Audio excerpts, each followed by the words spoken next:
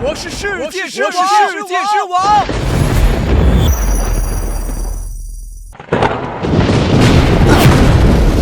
遭报应了，若有来世，我要做个好人。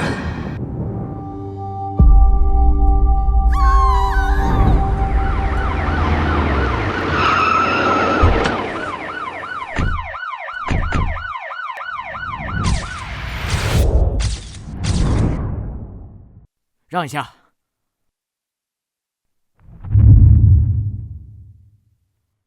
赵队，死者身份问清楚了，张霞，女，42岁，与前夫离婚多年，独居，现在有个女儿在上大学。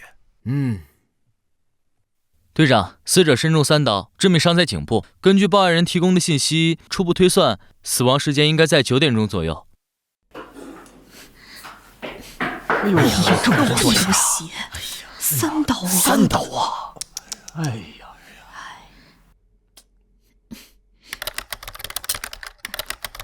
小南，小南，小南，小南，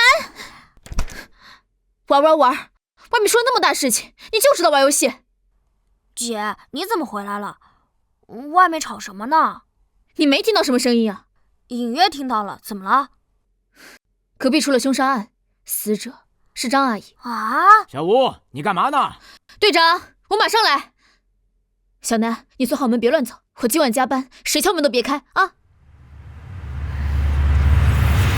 弟弟，醒醒，你不会有事的，不会的。弟，你醒了，醒了就好。我穿越了，姐姐，我终于有亲人了。这一世，我要做个好人。我可是最了解犯罪的。姐，我帮你破案啊！你个小屁孩懂个屁破案呢！老实待着。哎呀，这谁干可怜呢？让让。这也太狠了哈！手套。我去拍照。哎呀，这到底怎么回事？你说这好好的人就……你个小毛，这小孩，好冷啊！哎呀，这是死者的阴气啊！可不是嘛！就是。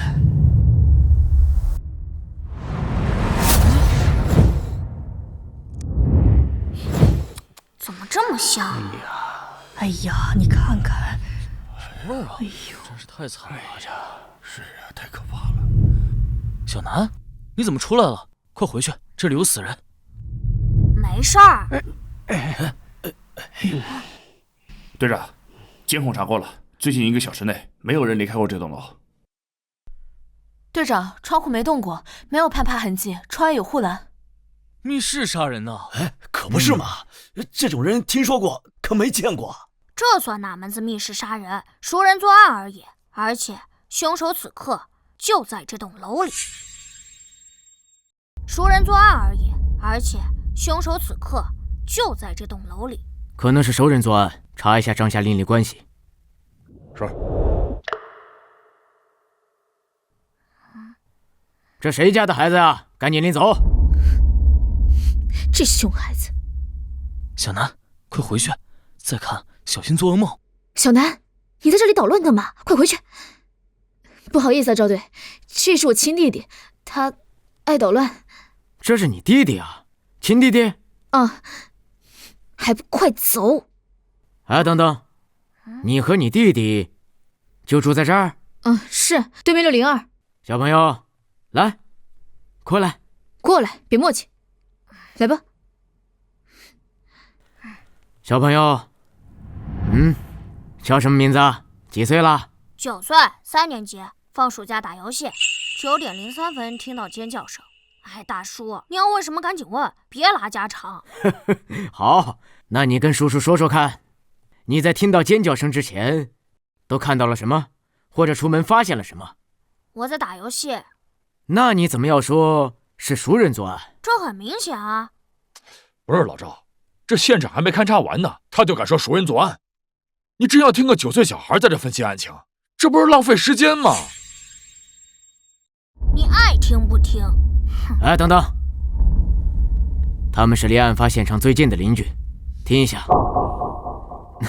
小南是吧？你继续说。首先，从案发到现在，没有人离开过这栋楼。1楼有监控，窗户有护栏，你们查过的。其次，从现场痕迹来看，张阿姨死前挣扎过，但她倒在沙发旁，距离门口有一段距离，尸体并无移动痕迹。此种情况很可能是张阿姨主动给凶手开门，将其迎进门，符合熟人作案特征。还有，尸体旁那把刀是凶器吧？刀我见过，就是张阿姨家的水果刀。也就是说，凶手并未提前准备凶器，并非蓄谋已久。再者，从现场痕迹来看，凶手不为财。综上所述，熟人作案可能性极大，而且是在冲动之下的激情犯罪。等等啊！这现场被翻得乱七八糟，财物丢失，痕迹很明显，具体数额还要等家属回来才能核实。凶手不为财，你小子别睁眼说瞎话呀！赵队，还让这小子走吧，别听他胡咧咧。小吴，管好你弟弟。第一，从现场痕迹来看，极有可能是凶手为了误导警方而有意为之。第二，案发于9点前后或更早，这个时间大多数人都还没睡下，没有哪个小偷会在这个时间上门盗窃被发现行凶，不都是后半夜吗？第三，最重要的一点，戒指。戒指？什么戒指？张阿姨手上的金戒指啊。如果凶手是为财，怎么会忽略这枚明晃晃的戒指？你听得懂我在说什么吧？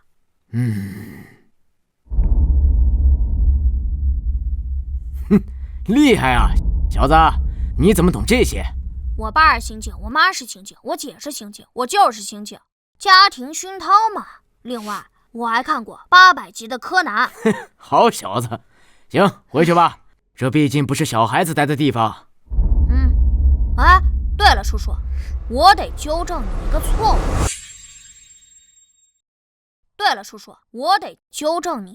误。你别乱说话，还纠正错误，看把你弄的！叔叔，你看到了吧？都看到了吧？他打我，虐待儿童，快把他抓起来，让他好好反省。要报警是吧？反了你了！看见了吧？哎，好。小南，你刚才说叔叔有个错误，什么错误？你说说看。不好意思啊，赵队，小南乱说话，我带他回去。哎，没事，我听着。叔叔刚刚说，案发前，也就是尖叫前，这是不准确的，因为可能尖叫声就不是张阿姨发出的。那你又为什么如此推断呢？因为我能听到。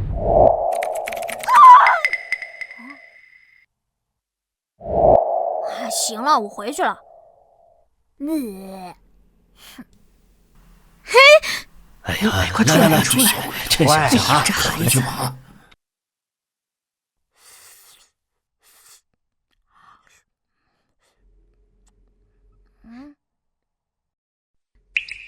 楠楠，你怎么又吃泡面？屋里都是味道，窗也不开透透气。姐，你回来了。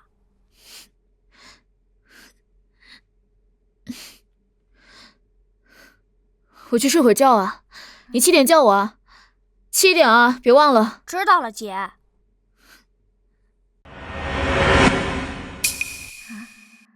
3天了，案子还没破。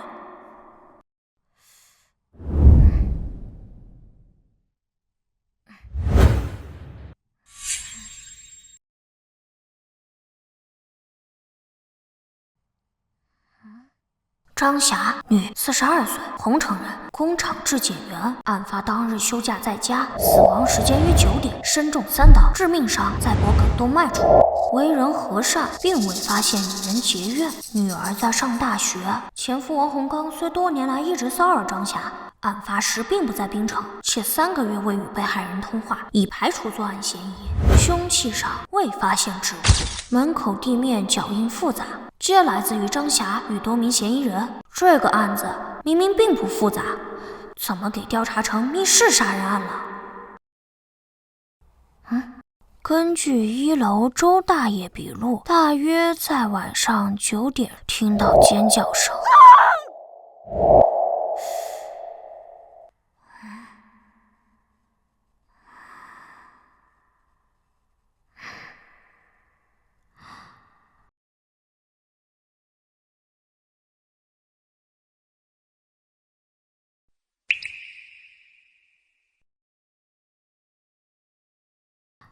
凶手应该就是他。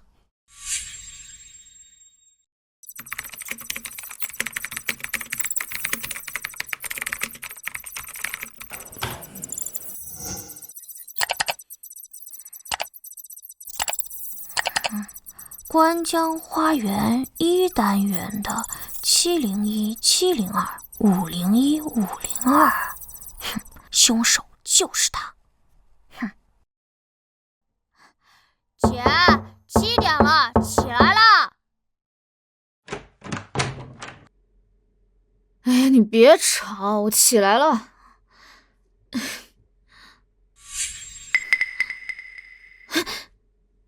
小南，你是不是乱动我东西了？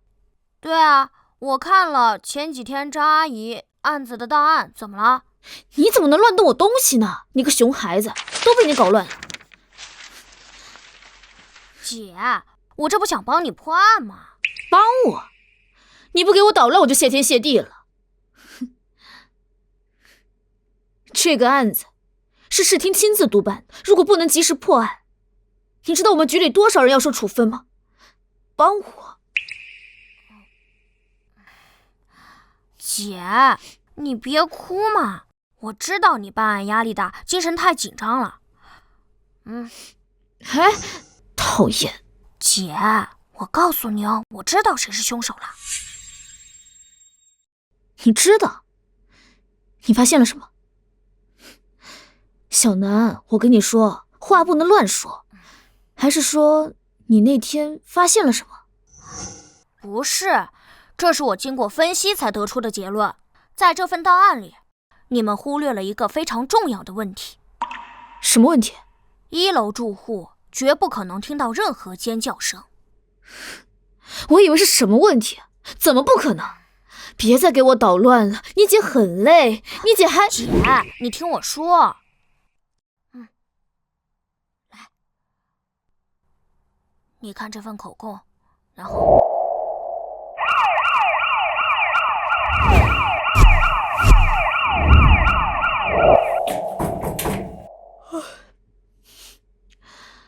队长，你们来了，进来。小吴，昨晚没睡觉吗？脸色这么差。睡了一会儿。小吴一个人带弟弟不容易啊。你电话里不是说发现重大线索吗？什么情况？快说。啊，是这样，我弟弟说，案发当天，如果那声尖叫是在6楼的室内发出来的话，1楼的住户根本不可能听见。但是根据我们的口供，里面却说1楼的住户听得非常清楚。哎，等等，这件事情昨天开会的时候不是已经讨论过了吗？能否听到是在2可之间，因为女性的尖叫声能达到70分贝左右。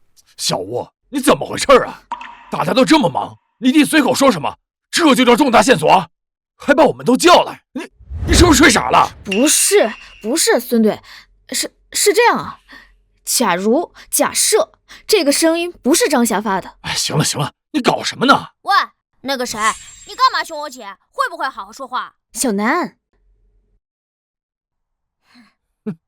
小吴同志，能不能管管你弟弟？这是命案，不是过家家。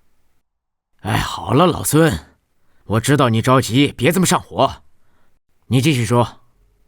就我们假设，那声尖叫不是张霞发出来的。姐，你几天几夜没合眼，这才睡了多大一会儿，状态这么差，怎么分析案情？还是让我来吧。行，你来吧。搞什么呀？到底搞什么呀？吴心言，凶杀案你让你弟弟先杀我什么呀？他一个9岁的小屁孩啊！你到底想干什么呀？我看你这刑警是不想干了吧？老孙，你干什么？别吓到孩子！行，你们说啊！你让一个9岁的小孩给你上课，教你们怎么破案，我走。等一下，小南，你干嘛？你不能走。怎么个意思？案情分析你爱听不听，但你打碎我家花瓶赔钱。小南，你别闹。姐，你别管。我告诉你啊，我今年9岁，正在上小学，你要是敢动我一下，我马上躺地儿去。我会发网上，让全国人民都知道，警察打小孩，你马上就得撤职。哼，好啊啊！吴希言同志，我算是长见识了，你家是真厉害啊！这叫重大线索。哼，够了吗？哎，老孙，够了。叔叔，你也要走吗？不走的话，我可以跟你说说。我知道凶手是谁，他就住在这栋楼里。小南，不靠谱的事不能乱说，还不能确定是凶手，只能列为嫌疑人。小吴，小南，你怎么知道谁是凶手？那天你是看到什么了吗？整栋楼的住户我们都已经排查过了，案发的时候都有不在场证据或不具备作案能力，已经全部排除嫌疑。小朋友，饭可以乱吃，话可不能乱说。首先，1楼绝不可能听到尖叫声。你们认为的两可之间，这是一个极其严重的错判，误导了你们的调查方向。你说错就错呀！女性尖叫70分贝，而且我们已经做过实验了。那你的实验人员耳背吗？周大爷耳背，街坊邻居都知道，而你们做笔录的调查员显然忽略了这一点。当时都上来看热闹，我以为就是现场太吵了，他才没听清楚。周大爷耳背不算严重，这点确实容易被忽略。但我在案发当夜也提醒过你们，我不该听到尖叫声。我在卧室打游戏，隔着3道门，戴着耳机。可我翻遍了所有档案，你们没人记录我这句话。我本不该听到尖叫声，但我听到了，周大爷也听到了。以上可证明，尖叫声绝非来自于6楼室内，而更可能是楼道内。但张霞死于客厅，尸体并无移动痕迹，所以尖叫来自于凶手的伪造。凶手是女性。如果仅推理到这一步，凶手可男可女，男性也可捏着嗓子或通过网络音频在楼道里发出女性尖叫。由此产生了一个新的疑问：凶手就在6楼制造尖叫声，楼上楼下肯定第一时间出来查看，他如何跑路呢？很显然，他没有跑，且可能是最先赶到现场的邻居之一。凶手只可能来自于5楼或7楼。如果凶手住在4楼或更下，尖叫后向下跑，很可能会被5楼刚出门的邻居看到或听到。但看所有笔录，没人发现类似情况。推理到这一步，我基本可以将凶手锁定701、702、501、502四户中，7楼2户，702空置，701是李大妈老两口。考虑到老人体能以及现场经过布置，基本排除李大妈作案的可能。5楼2户，柴叔与王叔，王叔先出来。502柴叔，一家3口，家庭和睦。501王叔，一人独居，单身多年。绝大多数案件逃不开财、情、仇，而在本案中，张阿姨未与人结怨，而凶器又是张阿姨家的水果刀，所以凶手是因情临时起意冲动杀人的可能性最大。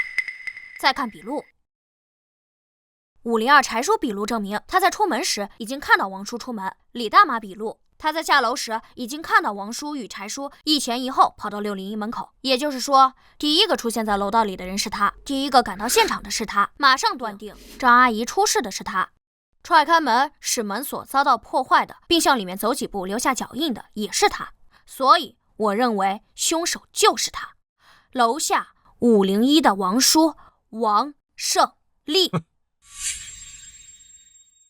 还有很多细节我没说，没必要都说，等我说完作案过程，你们马上抓人审就行。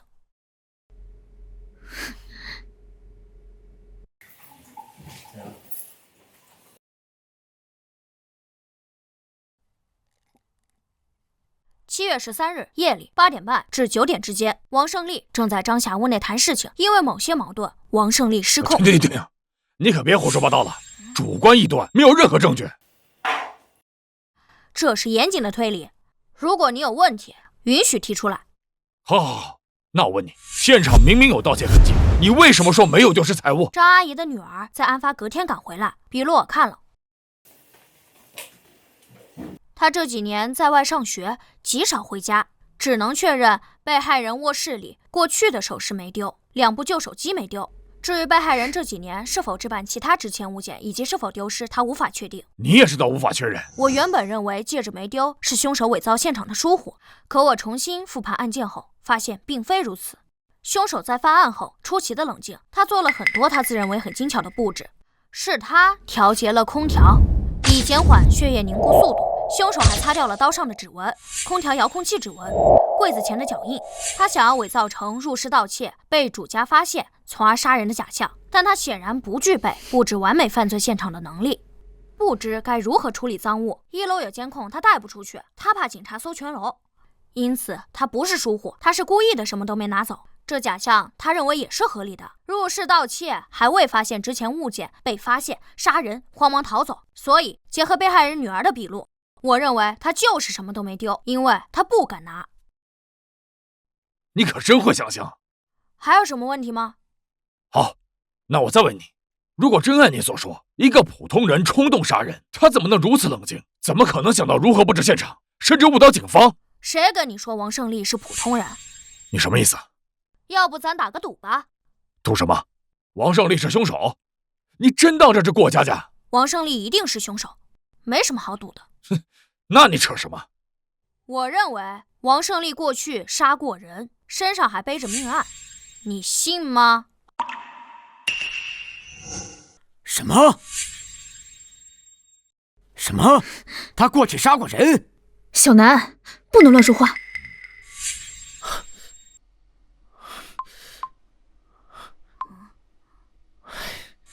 赵队，他没有案底。小南，你怎么知道他过去杀过人？你是有什么证据吗？没证据，没线索，纯推论。哎，我真他妈受够了啊！你小子越说越玄乎是吧？胡说八道个没完！小南，有些话真的不能乱说。什么叫乱说？帮你破个案中案不好吗？吴心言，你有时间带你弟弟去医院看看吧，看看脑子有没有进水，早点治疗啊！别废话，你赌不赌吧？赌？你说赌什么？看你破案心切，我也不为难你。输了，给我姐道歉，以后不许凶我姐。行，如果王胜利没有杀人，我看你姐就不要干了，脱了这身警服。哎，老孙，你跟孩子赌什么气呀？我哪里跟他赌气了？打赌明明是他提的。那行，我再加一条。行，随便你加。我要是输了，跟你磕一个都行。哎，好了，真当过家家呢？有点纪律性没有？我们从这儿分析案情呢。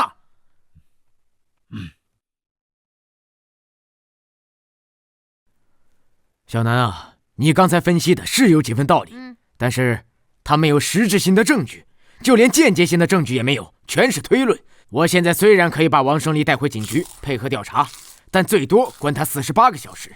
这是命案，王胜利如果真是凶手，且如你所说，他极度的冷静，心理素质又过硬，他就不会随便的去交代什么。但王胜利如果不是凶手，影响会非常的不好，你姐姐会受到严重的处分。谁说没有证据？我刚想说来着，被人打断。那行，那我就再说一下。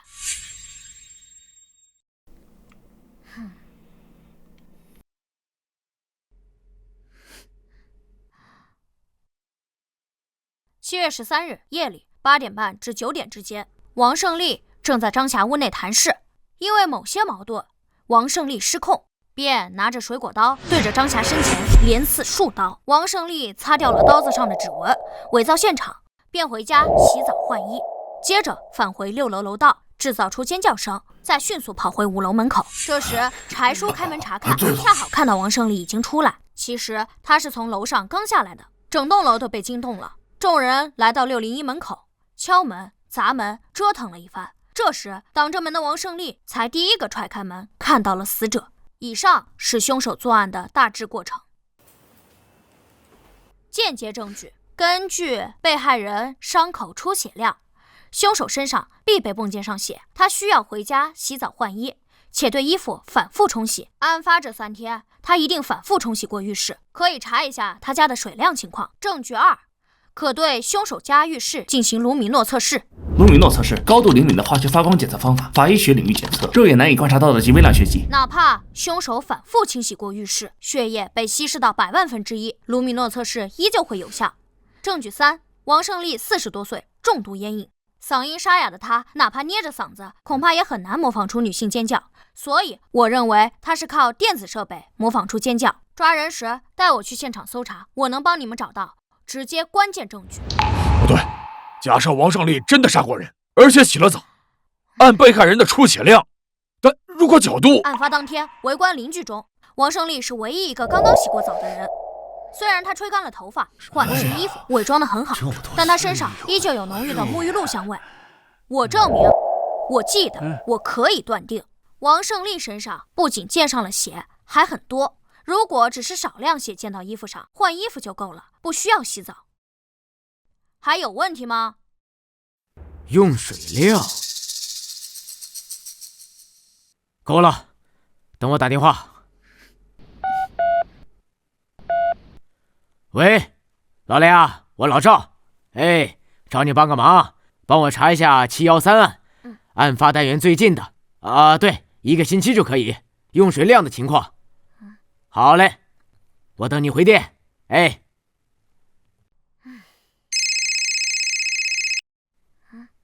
哎，那是哪一户用水量最大？501啊？那案发前呢？没有。那也就是说，案发后501是用水量最大的一户，对吗？好嘞，好嘞，好嘞，我知道了。好，谢谢啊。行动。是。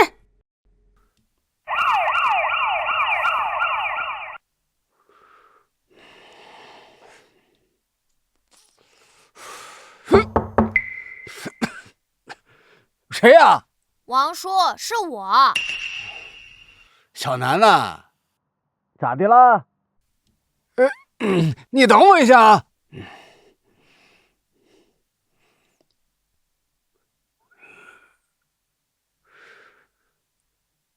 这大晚上的，小南，你有什么事儿吗？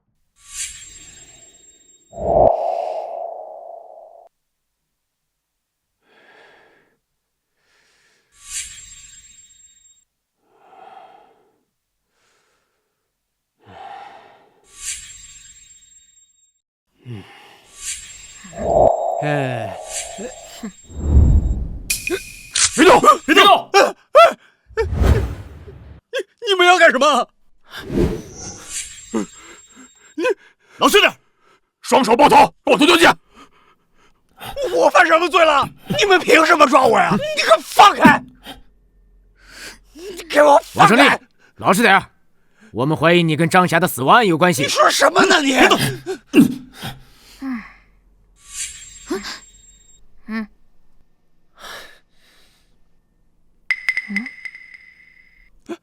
等等！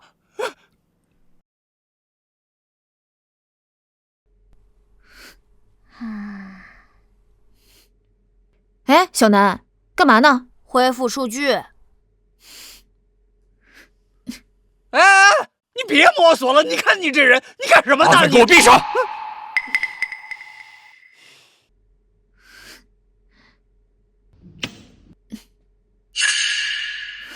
队长，你快来看！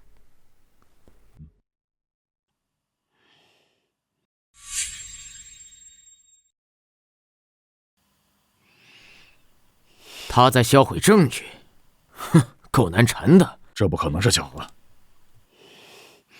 洗手间怎么回事？那个，我站起来回答啊。那个警官，重做防水啊，这不犯法吧？这几天查到你用水量极大，翻新，你怎么用水？重做防水需要测试防水效果呀，吴警官。这个女孩家她懂什么？你就此转呢？扔了？估计这会儿已经被垃圾车给拉走了吧？要不你们去瞅瞅？哎，你们研究我们家的瓷砖干什么呀？我让小李去。不用，证据受污染了，农民诺结果不作数的。哎呦，这是怎么了？楼上张姐刚死，警察抓人，难道是小王杀人了？不能吧？他平时挺老实的。哎，我没杀人啊！你们有什么证据啊？你们凭什么抓人啊？你给我放开！你给我老实点！那个吴警官，咱们怎么说也算得上是楼上楼下的邻居啊！你怎么能……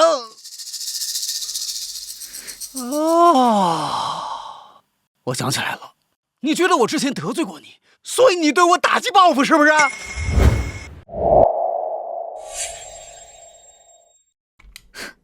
我报复你什么？你觉得我差点害死你弟弟？啊？警官，他平时加班忙啊，他经常不回家。那次呢，他拜托我去接他弟弟放学，我没答应他。结果呢，他弟弟放学自个儿回家，在路边贪玩掉河里了。你弟弟落水，当晚有这事儿？是。哎呦，我想起来了，那天呢，我本答应小吴买菜顺便过来接小南的，结果我临时有事儿，我就没去，跟小吴电话说了。哎呦，这事儿啊，说起来也怪我。哎，不过人可不是我杀的。哦，我知道了啊，你弟弟差点掉河里淹死，你怪我？谁怪你了我？你不怪我，你们抓我干什么？陷害我，杀了张霞，你们一点证据都没有就把我给抓起来了。哎呀，这不是陷害，这是什么？不能吧？吴警官平时人挺好的，就是脾气差点。谁知道啊？这到底是……哎呀！哦，我想起来了，最近啊，新闻上说啊，咱们槟城在评选什么东南最美城市，现在发生了命案，这影响极坏呀！听说呀，这个案子还是市厅督办的，让他们限期破案，降低影响，是吧，各位警官？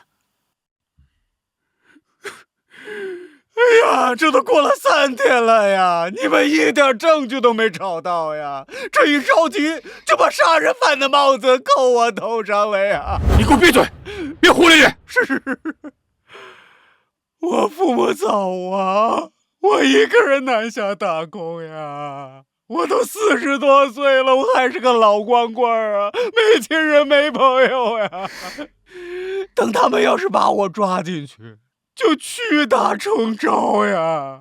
到时候连个替我伸冤的人都没有呀！我太适合被诬陷为杀人犯了，是吧，吴警官？你这么陷害我，你心可真够狠的呀！你他妈的，把嘴给我闭上！警察大人了，警察大人了，警察大人了！你们可得替我作证啊！他们要打我呀！你看看，怎么打人？怎么打人呢？他咋回事啊？小王啊，平时沉默寡言的，都不爱跟人说话，今天竟然这么能说，这可是掉脑袋的罪，谁被污蔑谁不急呀？对呀。哎呀，一直要查清楚，别诬陷。你干什么呢？侦办现场禁止拍照。没什么。凭什么不让拍啊？警察大人不让拍啊？啊，还有没有王法啊？王胜利，注意点啊！谁打你了？他呀，他刚才要打我，你没看见呢？哎，人家邻居可都看见了，你现在不承认了是吧？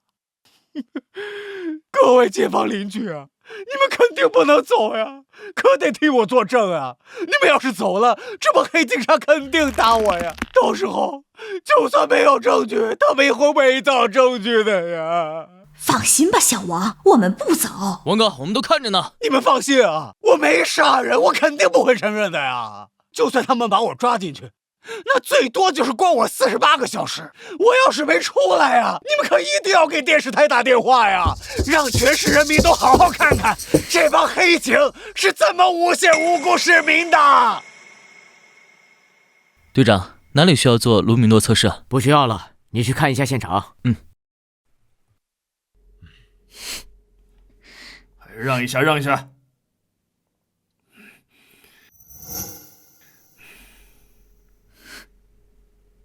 老钱，你怎么来了？听说你抓到嫌疑人了，过来看看。我冤枉啊！他们没有证据，随便抓人啊！他们赵队没证据，正在收集证据。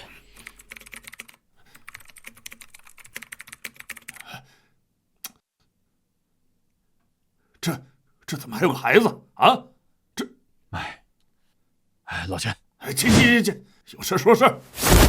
老钱，这是我们1组的案子，赵队亲自盯着的，这里没你们2组的事。你从哪儿来啊？回哪去吧，别在这添乱。什么？我添乱？就你手下那几个歪瓜裂枣，还有个走后门进总队的，连现场管理都做不好，能办好什么案子？不是，你什么意思？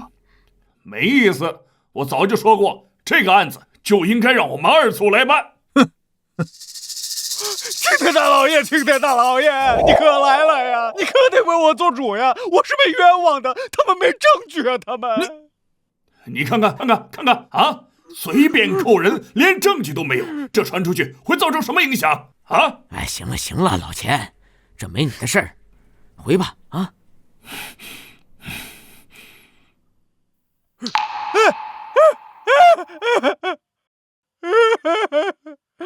各位街坊邻居，你们可看到了啊？人家钱警官可是发现了问题，对，他们硬是让给人家赶走了呀。这帮黑警是铁了心要诬陷我呀！哎呦，这警察是怎么了？这都什么世道？这是陷害啊！王胜利，你注意点啊！诬陷，这就是诬陷啊！你们可一定要通知电视台啊！还有没有？谁陷害你了？你还有你姐！不见棺材不掉泪，这是你手机吧？是我手机，那又咋了？现在这个社会谁还没个手机啊？你承认是你手机就行。哎，吴楠，你掉到河里差点被淹死，那跟我没关系呀！你记恨我干什么呀？啊！你说你一个小年纪的孩子，你不学好啊？你心咋就这么狠毒啊你？我狠毒？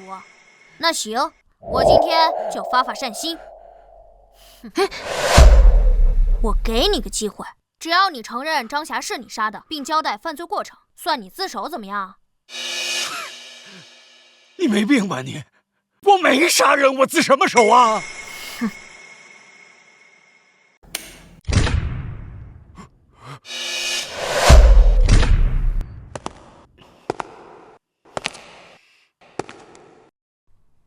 你露怯了。什么？试探你啊！你果然杀过人。你胡说什么？你东躲西藏这么多年，想必熟读法律。其实你是知道的，你是临时起意、冲动杀人、激情犯罪，配合自首情节，是判不了死刑的。死缓减无期，实际服刑时间不得少于原判刑期的1/2。也就是说，如果你自首，老老实实服刑，再有个什么重大立功表现，减刑，最快15年就能出来。其实你很清楚，警方已经盯上你了，你逃不掉的。就算你48小时死不交代，你与张霞的过往也一定会被查出来。警方只是需要更多时间，而你还心存侥幸死不承认，因为你在害怕你过去的事被翻出来。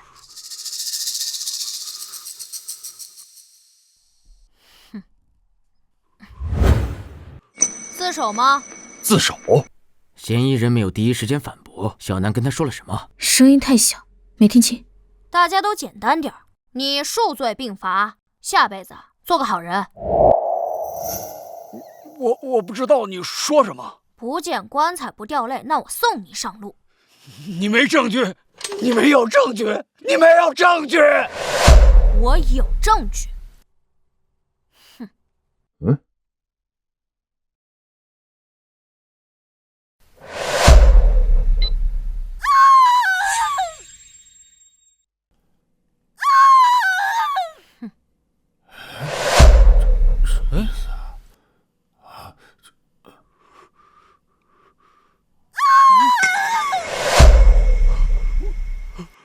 这是张霞的声音，听起来有点怪，但这就是那天晚上的尖叫声。对，就是这个声音。不是，不可能！我明明已经删了呀，我已经删除了。什么意思啊？哦，你删掉了？你承认这是你制造的声音了？那晚上的声音是王哥搞出来的。哎呀，他搞这干什么呀？他怎么这样？我们都认为他是好人。没想到真是他呀，真是作孽呀！我已经删了，我明明已经删了呀！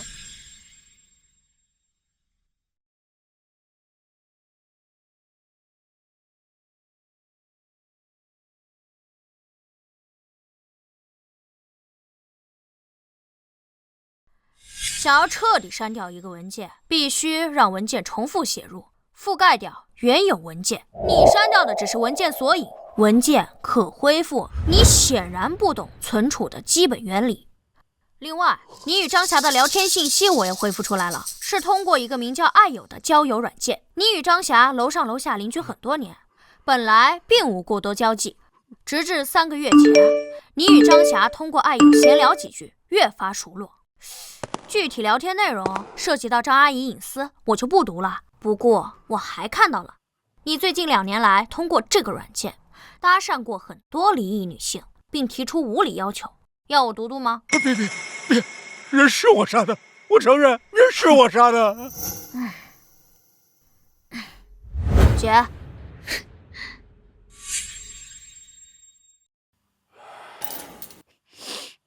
我杀他只是一时冲动啊，我俩好了快3个月了，我最近发现他不对劲，对我越来越冷淡了。我怀疑他外面有男人了，我那天给他发消息他也没回，我就去找他了。谁啊？我。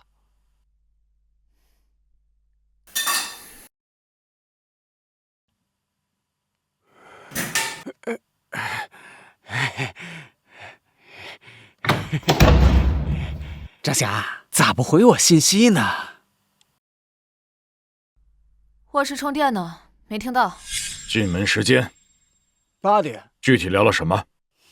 就闲聊些家常话呗。我还问他白天休息他干嘛去了，他也没说。王胜利以前真杀过人？杀过。为什么要杀他？警官，我不是跟你说了吗？他外面有男人，对不起我呀！哼，老实回答问题。我就是，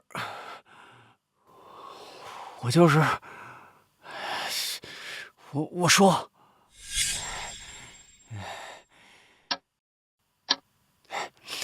哎，张霞，你看时候都不早了，要不今天晚上我就住这儿吧？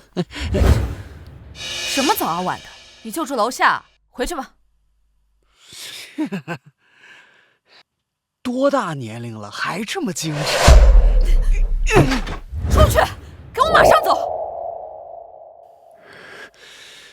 张霞，你是不是外面有男人了？滚！给我滚！再不走，我报警了！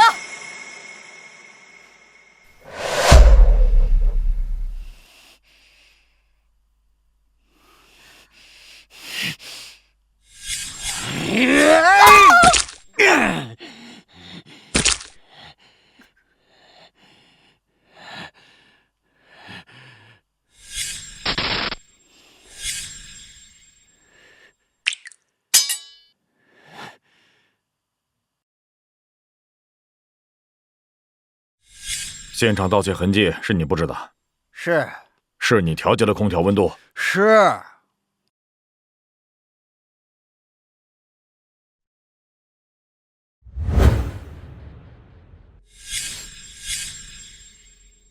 既然你承认就好，让他还押。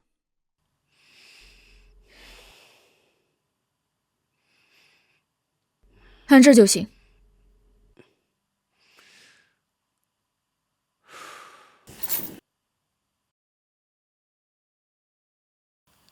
结束了，都结束了。还没结束，王胜利，你还有什么要交代的？比如，你以前犯过什么案？或者说，你以前杀过人吗？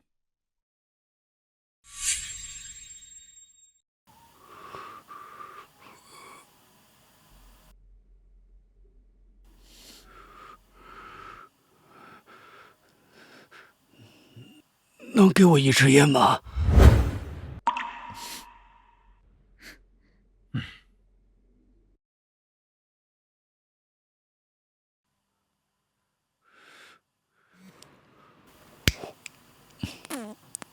是。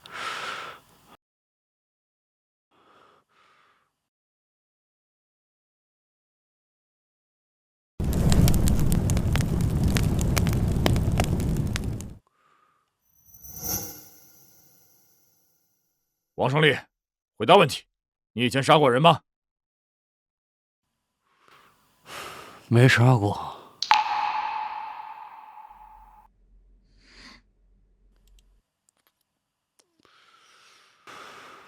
张霞是我杀的，我都已经承认了呀。至于其他的，没什么好交代的。哼！王胜利，我警告你，不要负隅顽抗。谁负隅顽抗了，警官？我没杀过什么人，有本事你们自己去查喽。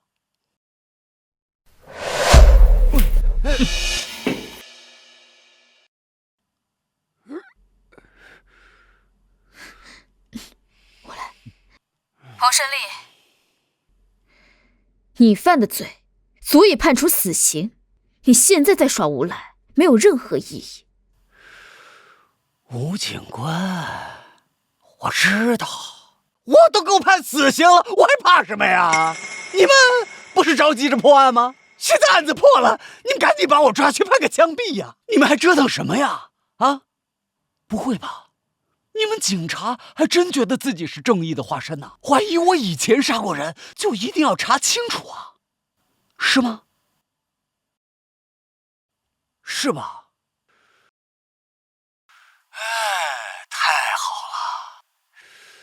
据我的了解啊，如果我身上还有案子没查清楚，你们就得一直关着我，判不了我。我的命还长着呢。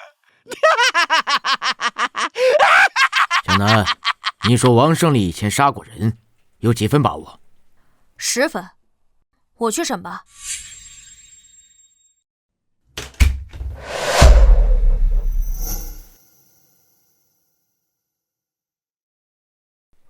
署长。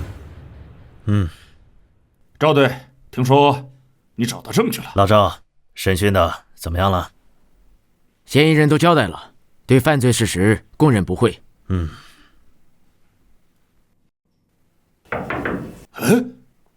赵队，怎么又是这个孩子？上次在案发现场的时候，就是这个孩子一直在乱翻嫌疑人的东西。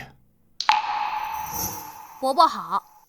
老赵，这是吴心言的亲弟弟吴楠，他们家的情况您是都知道的。哦，我知道了，父母因公殉职后，就剩他们姐弟俩了。对。哎，是啊，是够难的。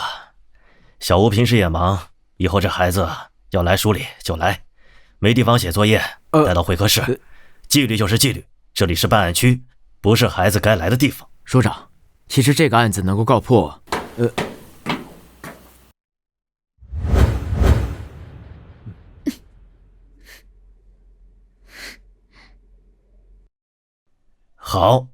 好，这个案子能告破，你们功不可没，赶紧结案送检吧。署长，还不能送检啊？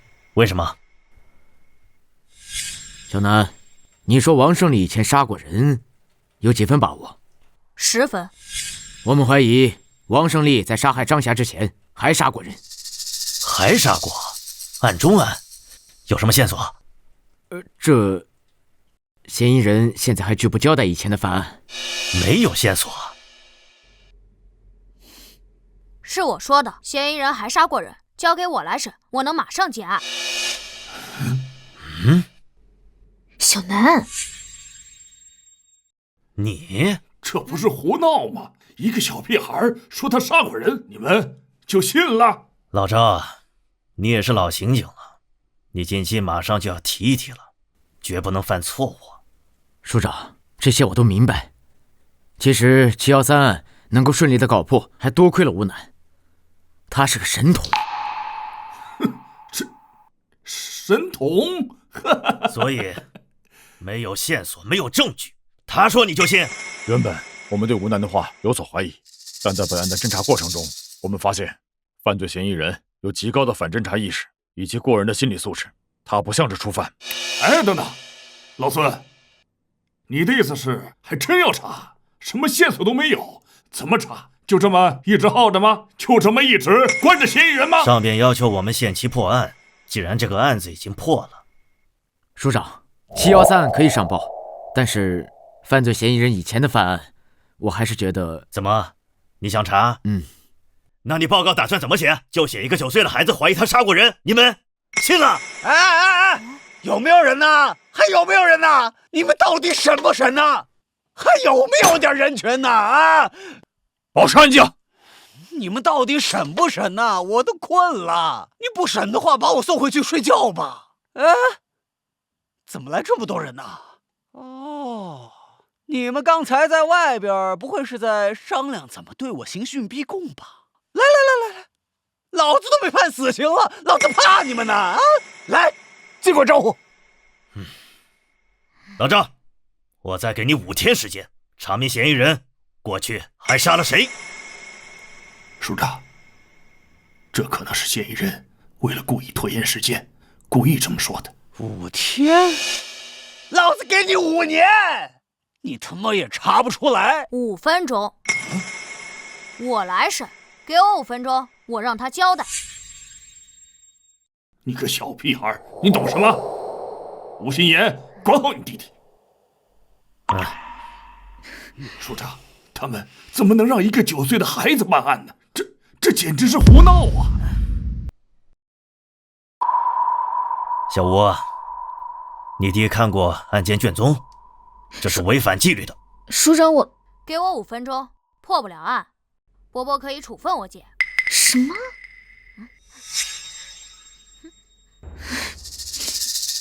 署长，给我弟弟5分钟时间，破不了案，我愿意接受任何惩罚。署长，他们怎么能让一个9岁的孩子办案呢？这简直是胡闹啊！行了，署长，您不能对他们这么放任。这个5分钟还是耽误得起的。你既然说他是神童，而你又立下军令状，那我就给你这5分钟。好，就5分钟。小南呐，你呀也是我从小看着长大的呀。说实话，这街坊邻居的可没谁夸你聪明啊，你挺笨的。这之前呢，也不知道是谁教你的那些东西。看现在这个情况，没谁教你了吧？就你审我呀，孩子，现在时间不早了，你也没事了，还是赶紧回家打游戏去吧。啊，11年前到13年前，北方安宁省入室杀人，被害人为女性，悬案未侦破，现场并未留下指纹、DNA 等痕迹。像这种当年未侦破的大案，怕是符合以上条件的案件没几个，甚至可能只有1起。我知道，直接告诉你，你肯定不服。我让你死个明白。哎呀，小孩子呀，人不大，口气挺大的呀。你在杀害张霞后，你伪造现场，回家清洗，并利用她的尖叫声让警方误判了张霞的被害时间。你利用这个时间假装上网，留下电脑浏览器记录，给自己制造了不在场证明。我说的对？这我都已经招过了，还用得着你分析啊？我是想说，你杀人后的冷静，有极强的心理素质与反侦查力，你不是一个普通人。这只有2种可能：第一，你是个疯子，内心很扭曲的变态，熟读法律，钻研犯罪；第二，你杀过人。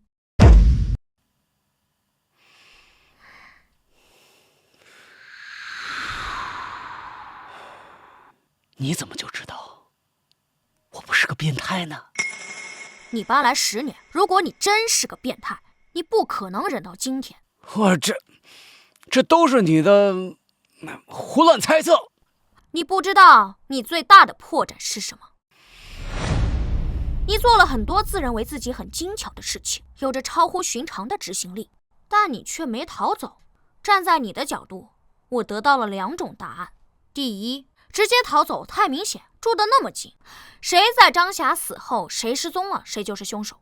第二，你不想破坏自己如今安定的生活。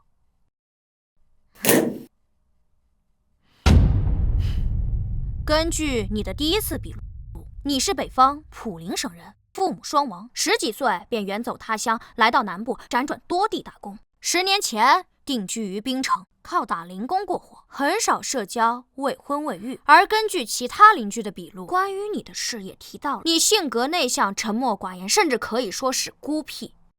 如此能说会道，你真的是孤僻吗？逃了10多年，伪装得很辛苦吧？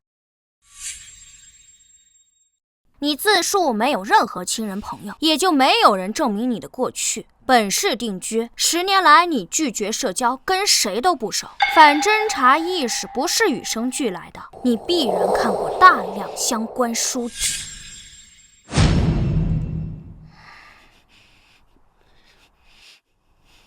或许你自己都没意识到你身上的味道有多重。味道？什么味道？逃犯的味道。你这种人，如果不怀疑你还好，一旦盯上你，实际上你处处都是破绽。你过去10年给人留下的印象，完美符合一个逃亡者、潜藏者的特征。而你在本案侦办过程中的表现，也证明了你过去10年时间是在伪装。杀人后的冷静，极强的心理素质，性格的伪装，拒绝社交，隐藏自身。单一条件或许说明不了什么，但若汇聚在一起，你不知道你身上味道多重吗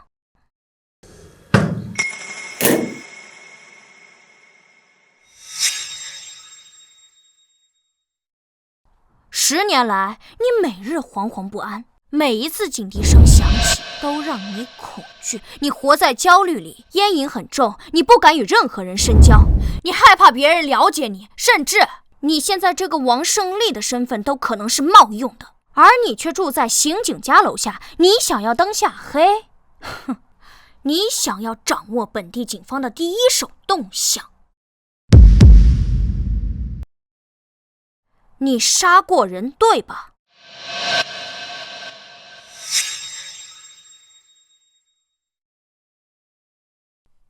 哼！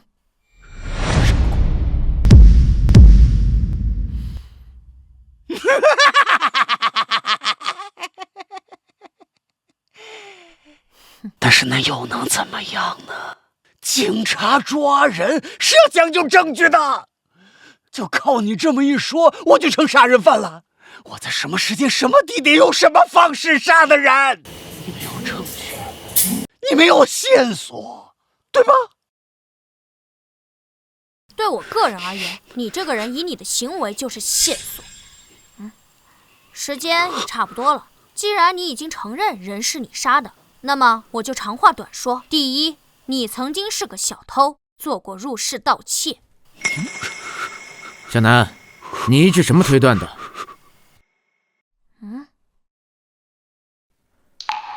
报告需要写清楚。因为张霞被害现场的盗窃痕迹是专业的，一个入室盗窃惯偷会很清楚哪里可能有财物，哪里没有。而在张阿姨被害现场，距离门口最近的是鞋柜，还有厨房橱柜、洗手池台下柜等位置并无翻找痕迹，而诸如茶几、电视柜、衣柜，包括挂有常穿外套的衣架上面的衣服，这些可能放有老旧手机、首饰、现金的位置，全都被翻过。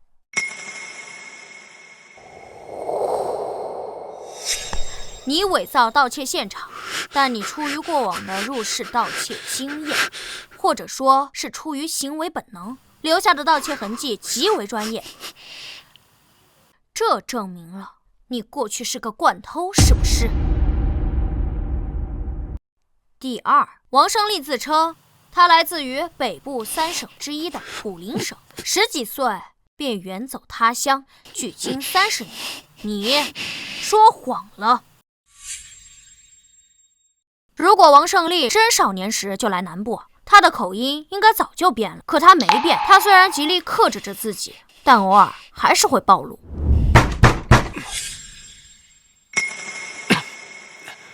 谁啊？王叔，是我。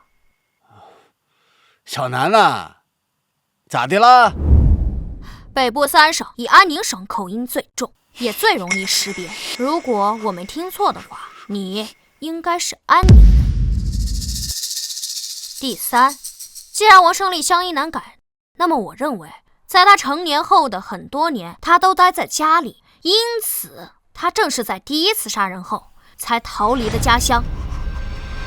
第4，王胜利身高167，身材瘦小，他杀害的若是一个成年男性，且自身没有暴露，那么难度更高。因此，我倾向于他杀害的是一名女性。第5，人是有行为惯性的。王胜利在杀害张霞后，身旁就是张霞的尸体，他却能够从容地清理痕迹，伪造现场，甚至他还能想到把现场伪造成入室盗窃这一点。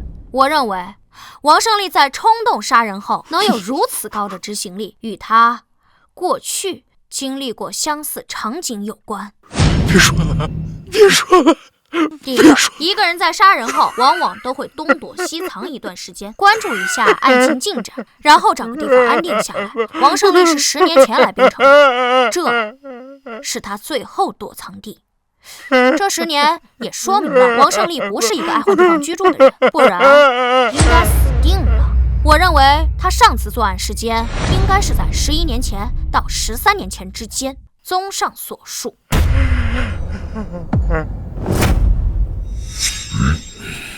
时间11年前到13年前之间，地点安宁省，案件类型入室盗窃，被屋主发现后而怒而杀人，被害人大概为女性。因王胜利此前嚣张太过，声称5年以后破案，判断现场并未留下 DNA、指纹等直接性证据，所以他才会如此自信。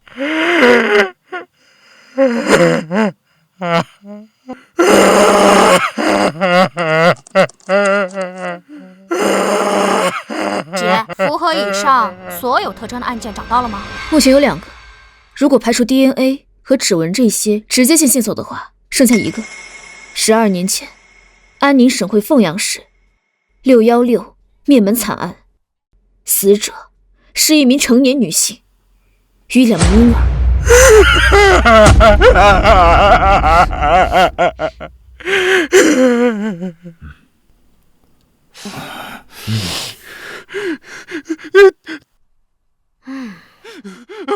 都是他胡编乱造，都是他胡编乱造，都是他胡编乱造！你们没有证据，你们没有证据，真的没有吗？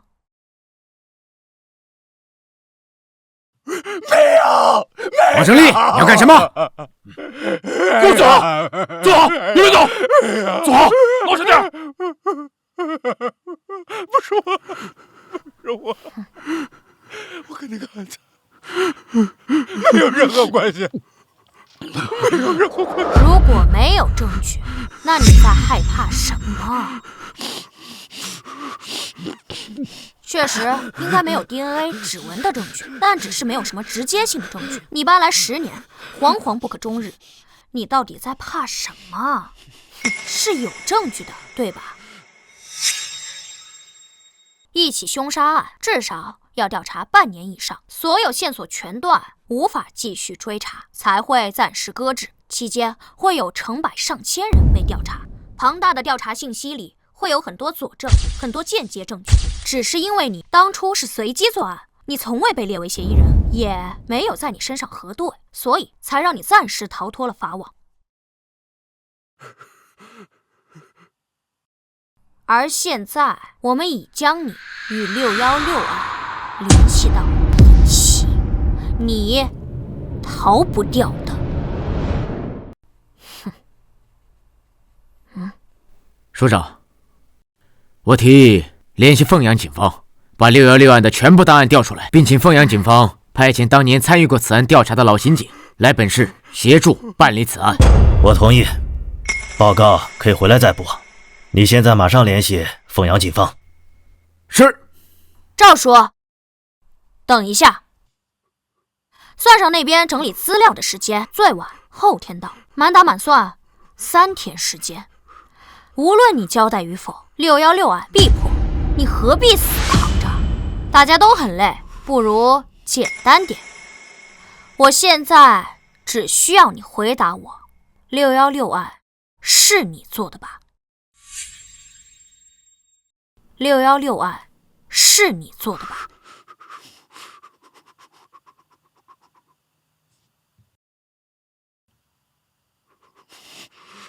都到这个地步了，你还不交代？616案要是与你无关，刚刚激动什么？说话！王胜利，你再负隅顽抗，没有任何意义。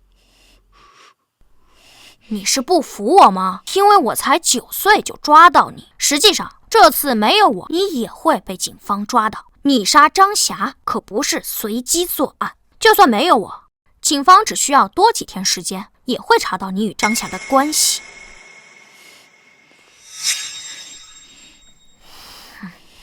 是的，这种死硬分子交给我吧，我保证今晚就让他开口。我可以保证，在凤阳警方抵达前，让他交代所有的犯罪事实，可以直接结案。我都审差不多了，哪轮到你啊？退1万步来说，也该是我姐来审。什么叫审的差不多？他并没有交代所有的犯罪事实，而且也没有直接的证据。等凤阳警方来了，补充了证据链，也都是间接证据。零口供送审非常麻烦，也许还会拖得更久。署长，对付这种死硬分子，必须要攻破他们的心理防线。你姐才从警几年呀？她审得明白吗？那照你这么说，那我才9岁，我审得明白吗？你要是真有本事，你就让他开口，否则不要影响我们办案。好，姐，我相信你，一定会有办法让他开口，对吧？啊，我。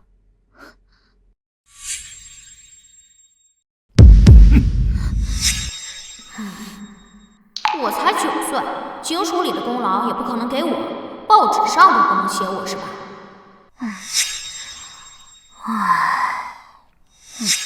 现在你知道叹气了？我哪儿叹气了？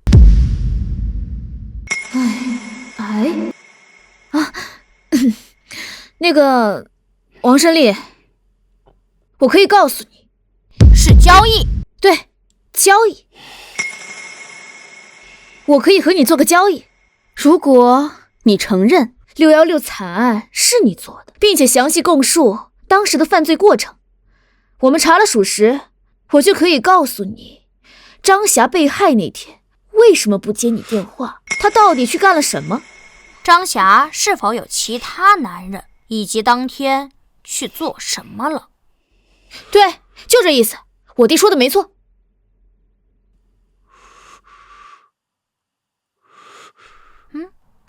其实这也不仅仅是交易，而是我非常想让你知道，干脆点儿，你承认作案，我告诉你答案，你交代犯罪过程，我可以给你看张霞的体检报告。你说的算吗？我同意。谢谢伯伯。我最后问你一遍，12年前发生于安宁凤阳的616案是你做的吗？这个案子616案是你做的吧？是我做的。这案子是我做的，人全都是我杀的。我出去一下。你快告诉我。你知道我为什么想让你知道吗？什么？我想让你知道你多该死。什么意思？在张霞被害的6天前，她突发身体不适，并去了医院，在医生的建议下做了穿刺活检。案发当天，张霞再次前往医院复诊，并拿了活检报告，她得了肝癌。张霞并没有你所认为的其他男人。根据张霞与闺蜜的聊天记录，张霞在得知自己生病后，第一时间是想到女儿学费，然后才是自己治病。她知道你这10年生活低调，有一些积蓄，但她却从未想过让你出钱。她确实是想跟你分手，但她是不想拖累你，而你却杀了她。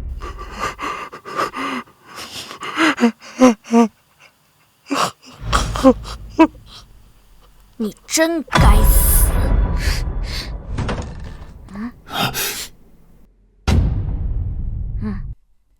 这是张霞的体检报告，如果你还有兴趣的话，可以给你看。先老实交代犯罪过程吧。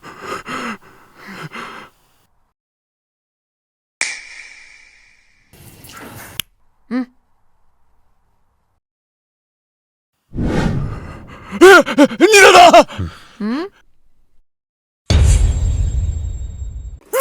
吴局长，你让他们进来枪毙我吧！人都是我杀的，你让他们枪毙我吧！我他妈该死！我他妈该死！我该死！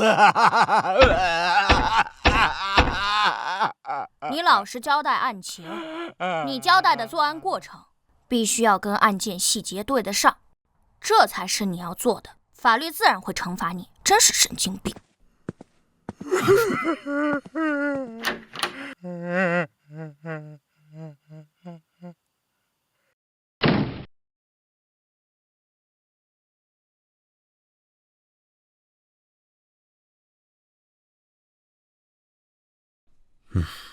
小南是吧？吴楠。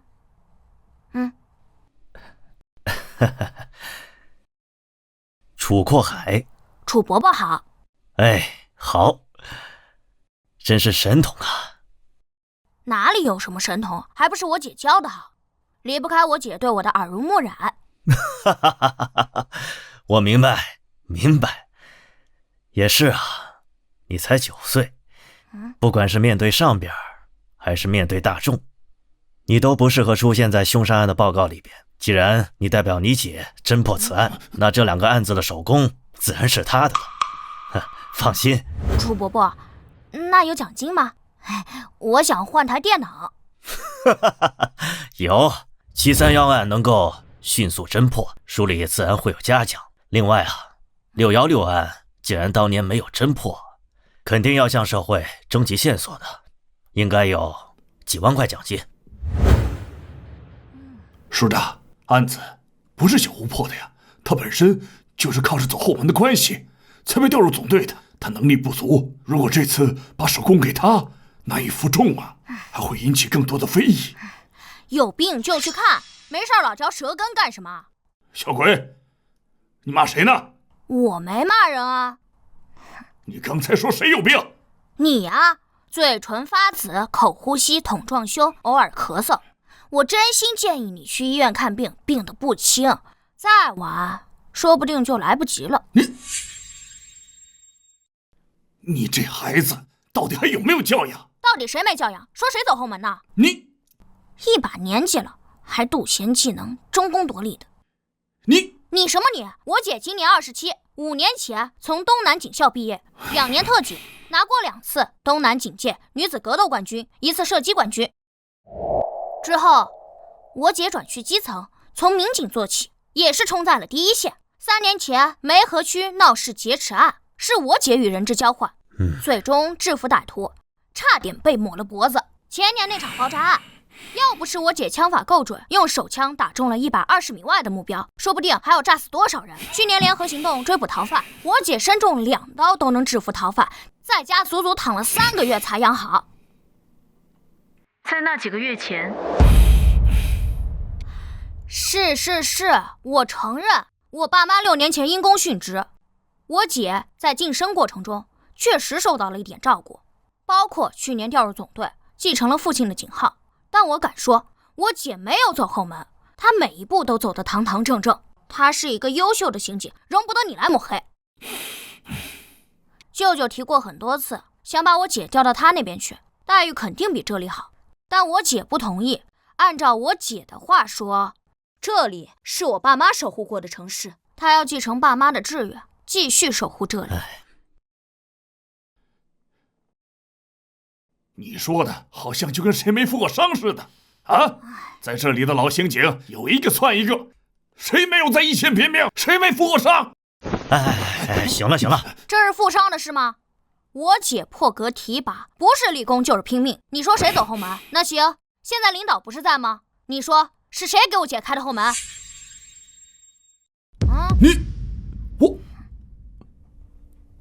我也是听手里都这么说的。行了，你跟个孩子呛什么？嘉奖的事儿就这么定了。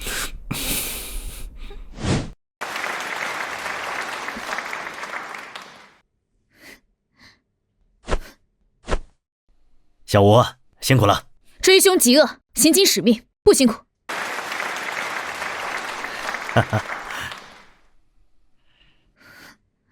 小南，姐，你回来啦？好困啊。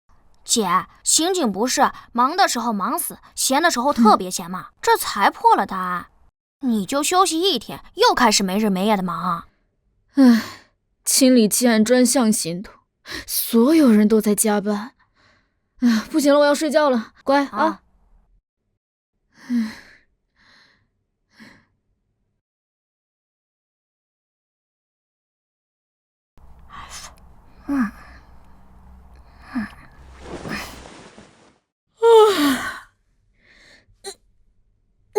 姐，你醒了？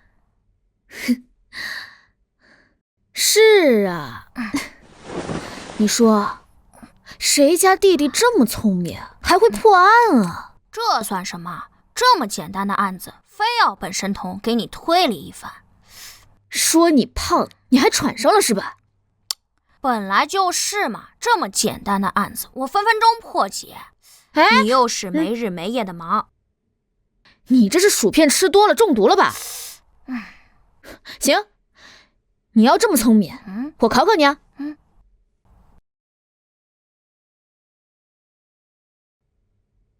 来，分分钟把这个案子给我破了，给我看看。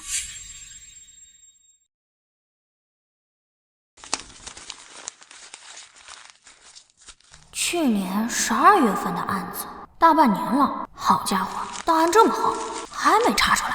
死者宋东，男，51岁，食品厂老板，与妻子离异多年，有2个已经结婚的女儿。去年12月13日晚10点左右，工厂保安周路在巡视时，门怎么没关啊？发现老板宋东死于总经理办公室，而后报警，警察随后赶到现场。经法医现场勘查，宋东是坐在椅子上，被人从后面用塑料绳勒住脖颈，窒息而死。死亡时间约是晚上9点10分左右，窗户没有撬锁痕迹，也并未上锁。初步推断，凶手翻窗潜入办公室行凶。警方在现场发现了10多人的脚印，43码登山鞋印，被认为来自凶手。经调查，当天宋东是下午4点回到工厂，6点在食堂吃的晚饭，约6点半回到了办公室，之后再也没出来，直至被保安发现尸体。保安发现前，最后进入了案发现场，是采购部负责人康婷婷，向宋东汇报过期面粉退货情况。来，案发后半个月，我们根据上百份口供，最终确定了这3个嫌疑人。前员工李泰个人原因离职后被扣了1个月的工资，曾多次来工厂讨说法。案发前3天，李泰讨薪时被打。面粉厂老板冯群因过期面粉退货事宜与宋东发生纠纷。财务付娇娇原本是普通员工，因成为宋东姘头，一跃成为工厂财务主管。案发前曾多次挪用公司公款，并因此与宋东发生争执，被宋东殴打。此时工厂人尽皆知。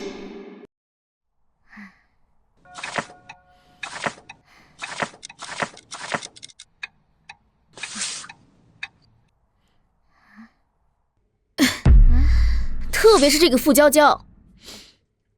宋东死后，他还参与了财产争夺战，而且他说他跟宋东是事实夫妻。在调查的第2个月，就把他列为了头号嫌疑人。虽然他有不在场证明，而且以他的体力不可能杀人，但也不排除有雇凶杀人的可能。可是我们警方在随后的调查里没有任何结果。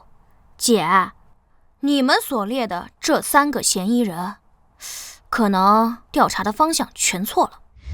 你有什么发现？还没有。没有？你说个屁呀！也不是说没有。案子已经过去大半年了，很多线索都已经被破坏，或者是被凶手隐匿。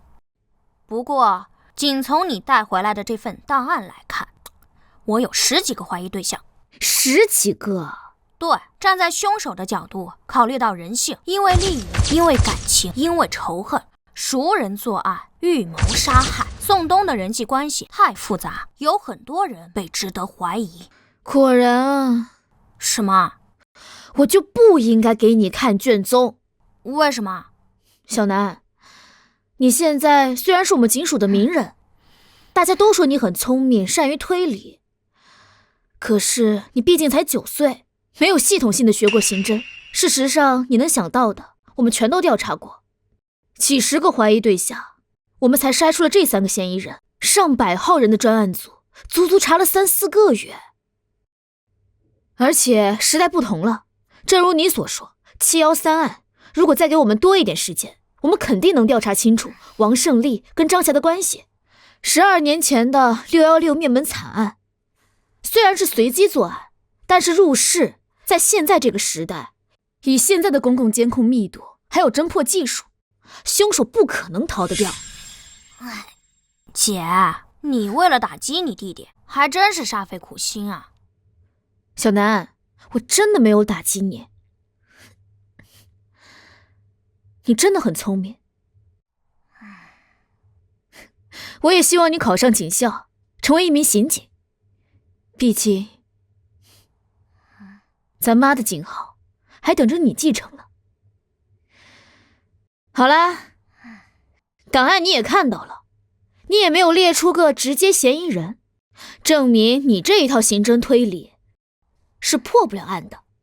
而且你才9岁，我也不可能带着你东奔西跑走访调查吧。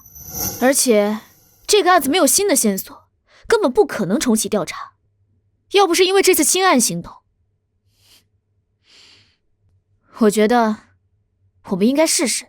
姐，你带我去警署吧。你要干嘛？你这里档案不全，最重要的工厂监控只有一些截图照片。只要你给我利用你们警队的资源，我说不定，不，我保证3天我给你找到凶手。3天？你刚刚跟我说分分钟，我们上百号人的专案组查了那么久都没查出来，你3天就想破案，牛皮吹上天了吧？哎呀，分分钟只是形容词，只要你给我更全面的案件信息，3天破案绰绰有余。姐，我知道这违反纪律，要不你跟赵叔说说，通融通融。要不你先把监控硬盘拿回来，先让我看看。小南，你说偶尔去警署，帮我们参与调查办案，没有人说什么。可是如果是去参与案件的长期侦办，对谁都说不过去。跟赵队说，他可能同意让你去，可是破不了案，我们从上到下多少人要受处分？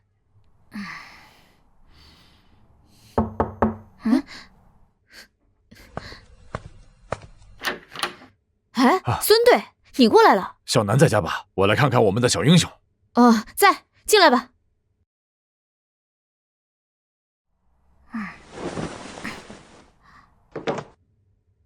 孙队，有什么事儿现在过来啊？小南，还生叔叔气呢。叔叔跟你道歉好不好？这次能破案，多亏了你，你是我们的小英雄啊！小南，孙叔叔都跟你道歉了，你就别闹脾气了。孙队，不好意思啊，小南被我惯坏了，我也管不住他。不碍事，不碍事啊。道歉一点诚意都没有。啊，你说咱俩打的那个赌啊？不至于，我怕折寿。那是什么？哦，我知道了。听你说，等奖金下来，你想买个电脑是吧？这样，你想要什么，叔叔给你买，好不好？哎，我们家里虽然不富裕，买电脑还是买得起的。小南，你别太过分了。没事没事。那小南，那你想要什么呀？你有什么要求，尽管跟我说，叔叔啊，保证给你安排的明明白白的。我想去警署。去警署？干什么？破案。破案？1213案。这个案子难啊。这个案子并没有你们想象的那么复杂。或许此刻我心里的头号嫌疑人就是真正的凶手。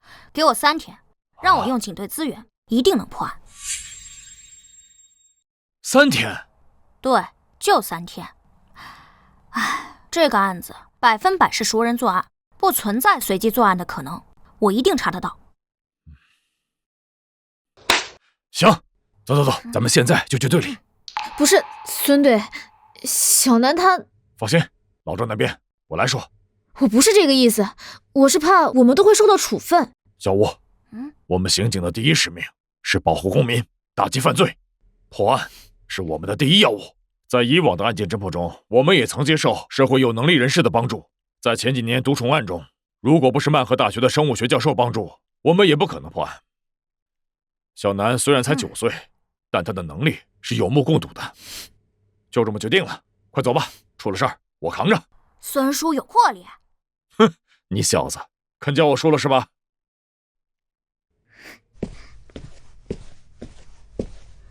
小南，这是目前所有的侦办档案，你看还需要什么？我需要宋东更为详细的家庭资料，包括他的前妻、2个女儿、父母、2个兄弟、侄辈、亲属，最好有照片。另外，我还需要知道宋东死亡后，他的遗产都被谁继承了，包括工厂、房产、现金资金去向、银行流水等等。孙叔，咋啦？小南，你现在开始指挥补充侦查了，你是不是真的发现什么了？一些吧，说了你也不信。行。小张、小陈，过来一下，补充侦查任务。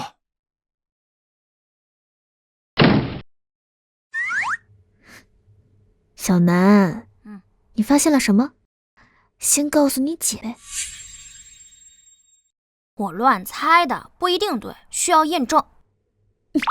你什么都不知道，就敢指挥这个指挥那个的，这里可是警署，是不你孙叔给你点好脸，你都不知道自己是谁了。哎呀，不要说的那么难听嘛。放心，我绝对不会让孙叔挨处分的。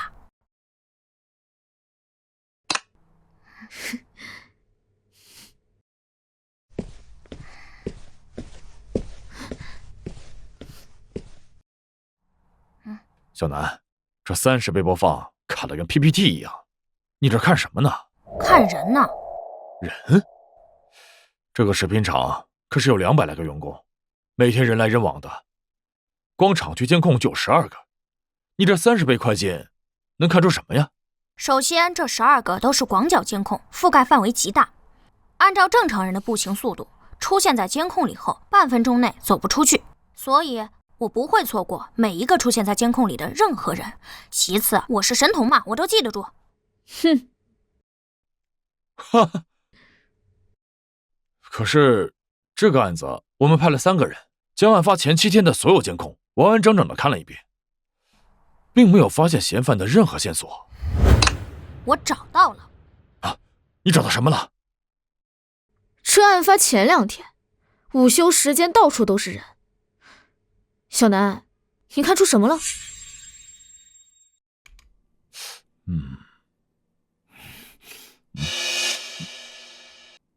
老钱，有事吗？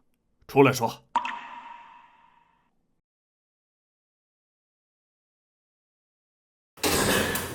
孙猛，你怎么回事？怎么又让他来队里，还指挥上了啊？老钱，你什么意思？我什么意思？你这是在胡闹！你喊什么？这事我跟老赵说过了。哎，你少拿队长来压我啊！我告诉你，孙猛，你行啊你竟然敢无视纪律！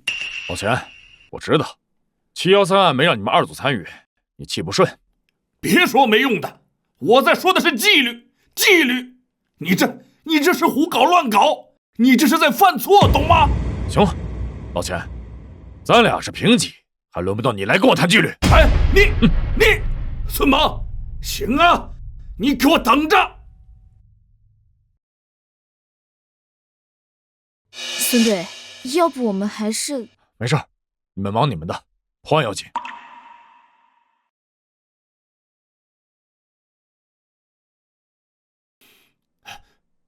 署长，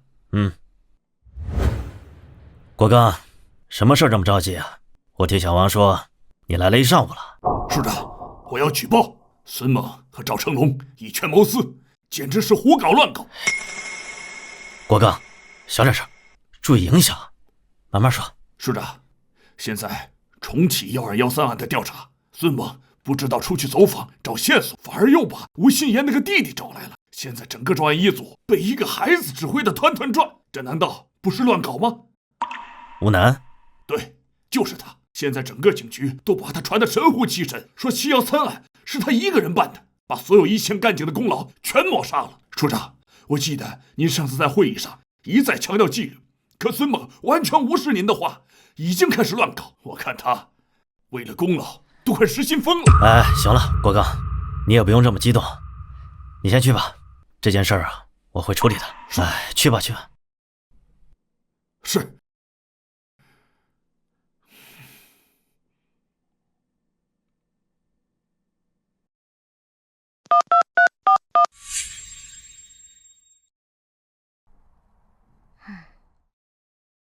推理到这一步，我几乎可以确认凶手就是他，因为他在作案前做了充足的准备，所以还需要更多的补充侦查，完善证据链，尤其是他伪造不在场证明的证据，必须查清楚。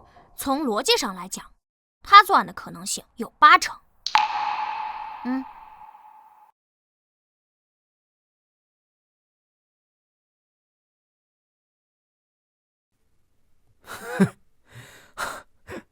真的神了啊！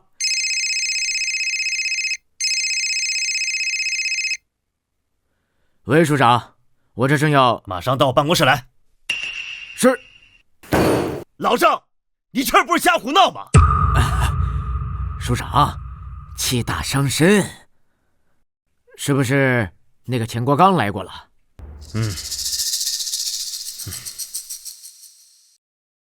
你怎么这么糊涂啊？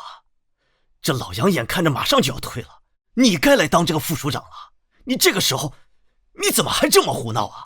就孙猛那个脾气，跟火药桶似的，你怎么也跟着一起？不是，署长，其实什么不是啊？你让一个9岁的孩子来指挥你们，这传出去什么影响啊？这事如果要传到市厅里，你什么责任？我认为我们做刑警的，一切以破案、为被害人讨回公道为目的。至于方法，行，破案，你说的轻松。1213案，当时我们查了多久？派了多少警力？排查了多少人？结果呢？线索全断了。这不是靠简单的推理就能够破的案。我承认，吴楠他确实擅长推理，但他没学过刑侦呐。我劝你啊，不要异想天开。他是个好苗子，但他不是神仙。署长，他只要能破案……哎，停！署长，我实话跟您说了吧，其实1213案，吴楠已经发现了一些非常重要的新线索，基本上可以敲定犯罪嫌疑人了。只不过还要做一些补充的侦查，因为推理的因素比较多，实质性的证据还有所缺乏。你有多少把握？吴楠认为有9成，我认为5成。署长，其实我想，关于这个案子，它有一定的特殊。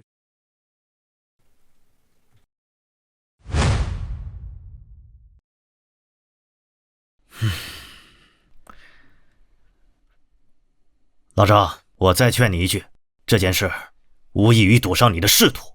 如果案子破了，你就是副署长；如果案子没破，这么乱搞，你知道后果，你要考虑清楚啊。署长，我明白，我都考虑清楚了。破案要紧。行，去吧，有问题及时向我汇报。是。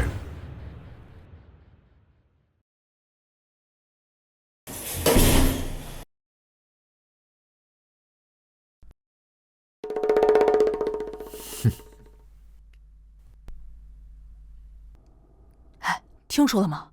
那个1213案没有新线索，还要限期破案，拿什么破呀？我需要嫌疑人案发后到现在的资产变化，我还需要他的通讯记录、各大软件聊天记录，以及嫌疑人更加详细的背景资料、人际关系，主要是他弟弟的资料，全部都要。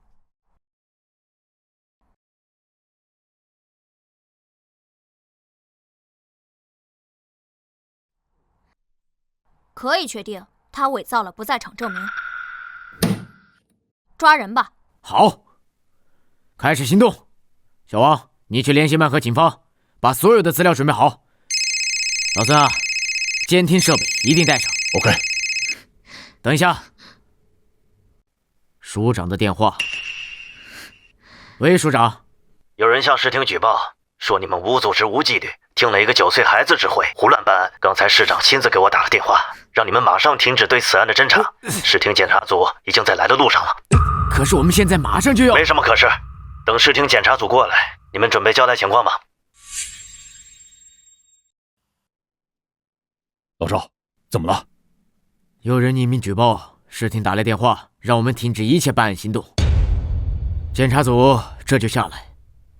谁举报的？这不是添乱吗？赵叔，检察组什么时候到？一会儿吧，中午之前就能到。那还来得及，我们准备一下，我来处理检察组。你？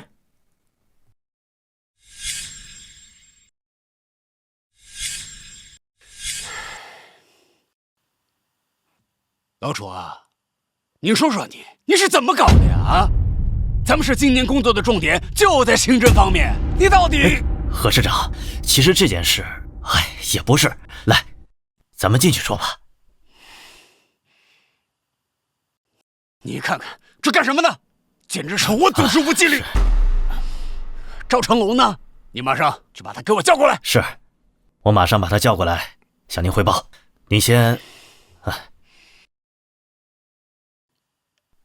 请。起立！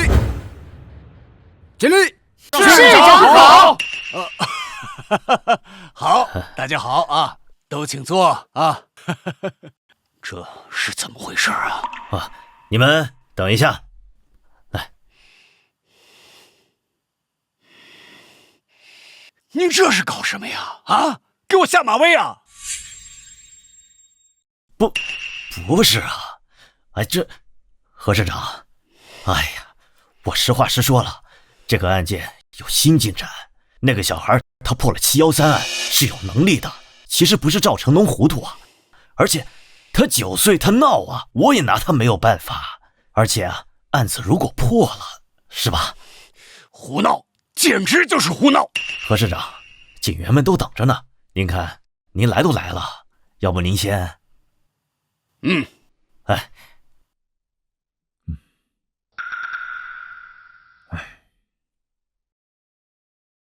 老赵，你出来一下。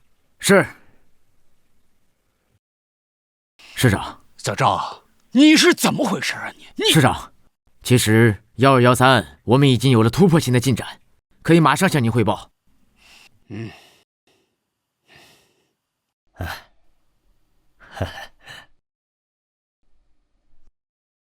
都坐吧。立军令状了。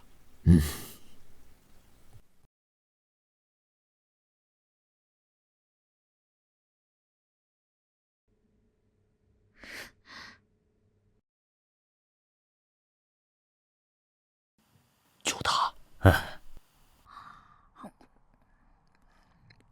还吃啊？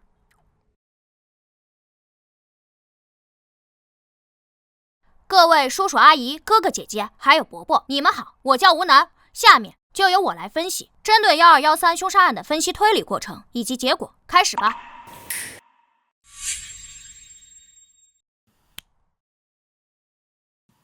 从这一点，大家请看，这是1213案死者宋东的人脉关系。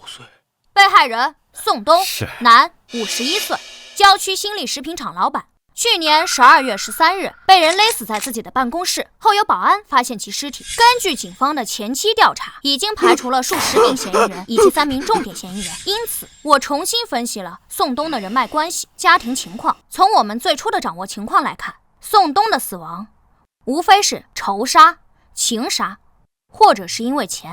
熟人作案的可能性高达90%以上，但不排除雇凶杀人的可能性。有道理啊，说的有道理，说的有道理。但对我个人，再结合实际情况，宋东的死必然是熟人作案，并无故凶杀人的可能。因此，我将侦查重点放在……小朋友，打断你一下啊。您说，1213案件是去年年末的头号重案，我也看过卷宗。据我所知啊，被害人宋东，他是本市知名的企业家，他的社会关系极为复杂。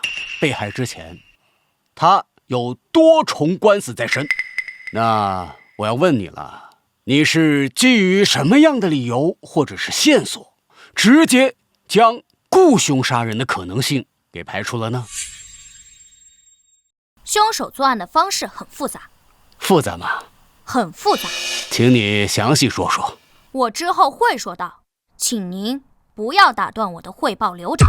吴楠，这位是何市长，注意你的态度。坐下。你继续说。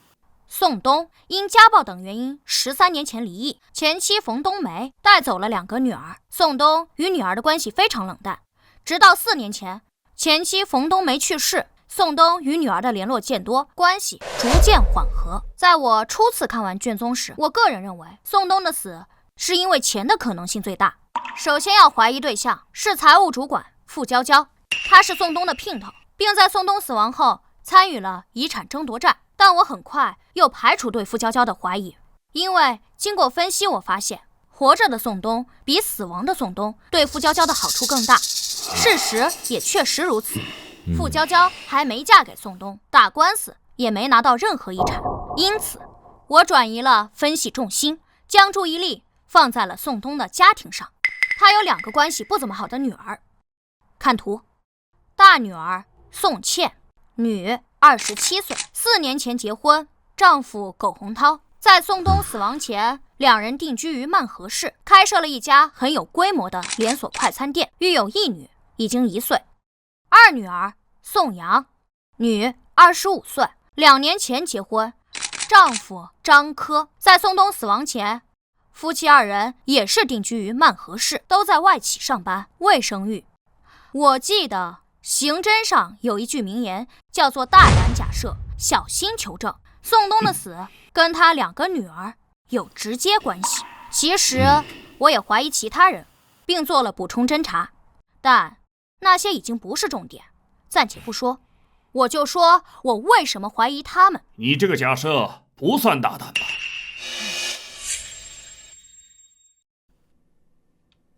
宋东死亡后，他的遗产被2个女儿继承，他们成为了宋东死亡的直接受益人，所以在案发后的第一时间都被我们列为了重点怀疑对象。当然也包括他们2个人的丈夫。我当时也在专案组，我亲自带队去曼河进行了调查，他们确实都有充分的不在场证据，所以很快嫌疑就被排除了。你能别打断我吗？那我继续说。第一，他们与宋东的关系不是很好，当年家暴离婚，可以说是他们的童年阴影。在前妻冯冬梅去世前，宋东几乎见不到女儿。第二，宋东可能会再婚，再婚的对象就是傅娇娇。宋东51岁，傅娇娇36岁，相差15岁。宋东身体不好，死亡前已经2鬓发白，若2人成婚，可以说是老夫少妻。根据之前的调查取证，傅娇娇与宋茜、宋阳在宋东死亡前3个月有过频繁的通话，而根据之前食品厂财务室员工的证词，傅娇娇曾在电话中与宋茜、宋阳发生过激烈争吵。宋茜、宋阳以及他们的丈夫还来过新力食品厂与傅娇娇发生冲突。为什么？是啊，确实是个为什么？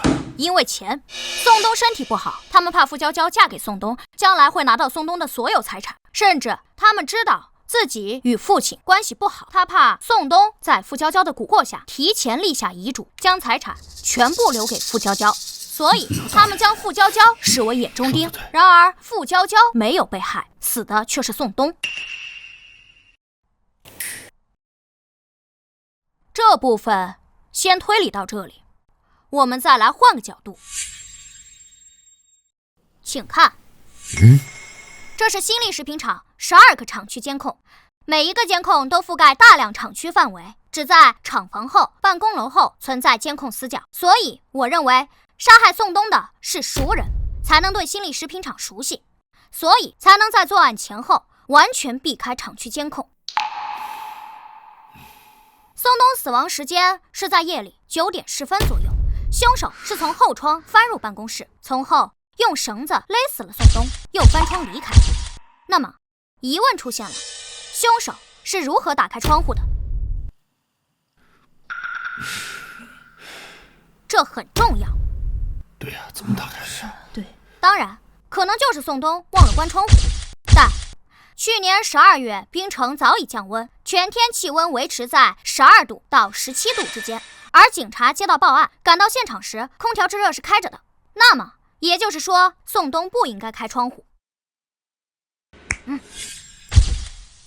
另外，宋冬办公室的窗户是平开式，并非横拉式，此类窗户还有气密胶条，在关闭时如果不反锁锁好，窗户会弹开缝隙，很难关严。而在正常人使用的情况下来说，关窗户时一定会随手锁上。以上我有充足的理由判断，被害人宋冬在死亡前理应是在屋内吹着空调，而窗户属于内部上锁状态。而根据现场勘查，窗户已经打开状态，且并未破坏，这就很奇怪了。凶手既然是翻窗进，作案后又翻窗离开，那么凶手一开始是如何在外面打开窗户的？是啊，这个问题。是啊，咋进来的？凶手是怎么这真的很重要。刚刚这位伯伯问我为什么直接排除雇凶杀人案，凶手作案看似简单，实际上却做了许多准备。凶手需要潜入一个满是24小时的监控工厂，打开那一扇根本不可能打开的窗户，在作案后全身而退。从作案风险、从复杂性来说，这不符合一个被雇佣亡命徒的作案特征。如果真有一个这样被雇佣的傻子，站在便于谋杀的角度，我认为凶手一定会在工厂外蹲守，寻找夜黑风高制造车祸的时机。宋冬经常深夜独自开车回家，新力食品厂属于郊区，回城的路上需要经过一段没有任何监控的郊区土路，那才是最佳的动手地点。只要有一点小刮蹭，将宋冬骗下车，亦或者蹲守在宋冬小区的门口，等待最佳的时机。这些方法比本案作案的方式简单也安全得多。等等，小朋友，刚才你说的是有些道理，可是你要考虑的是，雇凶杀人，雇佣的如果不是外人，如果是食品厂的员工呢？我考虑过，新力食品厂直至案发时，在职员工共276人，男员工有107人，女员工169人，所有员工皆无案底。你觉得谋杀是一件很简单的事吗？拿一笔钱，普通人就敢杀人？可是有些人……我知道，有些员工本就与被害人存在严重的矛盾，而根据现场调查，和离职员工在内，一共有7人跟宋冬存在严重矛盾。他们的名字分别是霍俊生、冯娟、苏广利、王二虎、魏坤、韩浩、李泰。而在案发前，霍俊生和冯娟夫妇早已去外省打工，被排除嫌疑。王二虎因工伤赔偿纠纷已经闹了小半年，但他右手残疾，无作案能力。苏广义、魏坤、韩浩皆有不在场证据，李泰拿不出不在场证据，也曾被列为重点嫌疑人。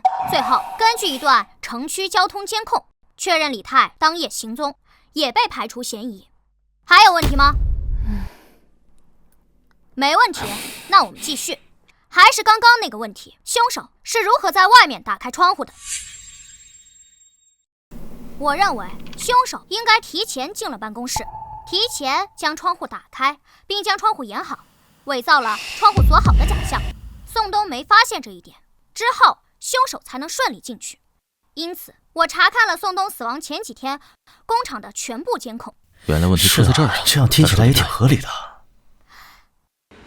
工厂一共有12个厂区监控，6个厂房监控，4个办公楼监控。这是案发前2天，去年12月11日中午11点24分，办公楼东走廊的监控画面。这个人进入了宋东的办公室，不知做了什么，又从办公室离开。而这一天，根据监控显示，宋东上午根本就没在办公室，他是在下午3点多才到的。所以，这个人是趁宋东不在的时候，独自进入了宋东的办公室。他在干什么？我也不清楚。拿资料、整理文件、打扫卫生？不，都不是。以上那些情况我都已经筛掉了。在宋东不在的情况下，进入其办公室，往往都是需要一个极为正当的理由。而这个人，我不觉得他有什么正当的理由，他就不是新力食品厂的员工。视频截图可能看不清楚，但经过特征对比，几乎可以确定，这个人就是宋东的大女婿苟洪涛。还真是啊！案发前2日中午，趁宋东不在的时候，苟洪涛进入其办公室，停留7分钟才离开。他去做了什么，我也不得而知。但我认为，他把办公室的后窗打开，利用东西将窗户掩好，为谋害宋东做了准备。确实是一种非常大胆的设想。很异想天开，对吧？我为什么要这么说？但是，小朋友，不好意思啊，我再打断你一下。您说，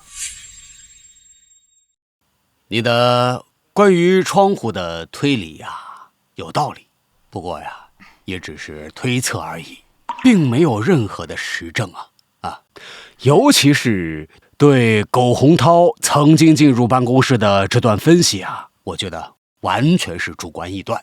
根据我上次看过的报告啊，宋东和大女儿一家在最近的1年内来往极其频繁，而且其女婿苟洪涛也曾经多次去厂里头找过他的岳父宋东。你所发现的这一次啊，其实并非是第一次啊。那你看啊，我可不可以这样来推测啊？苟洪涛在案发前2日去找宋东，进到厂里之后，发现宋东没有在办公室，他就在办公室坐到沙发上等了一会儿，等过之后他才离开。这样也有道理，对吧？而你呢，直接认为他这么做是为谋杀在做准备，这样是不是过于草率啊？但是我刚刚说了，但是什么呀？确实，仅凭这段监控不足以证明什么。但是，12月11日中午11点24分，苟洪涛走出办公室。11点36分，苟洪涛进入公共食堂。11点51分，苟洪涛走出食堂，点了一支烟向北走。11点52分，苟洪涛从1号厂房北侧的监控下经过。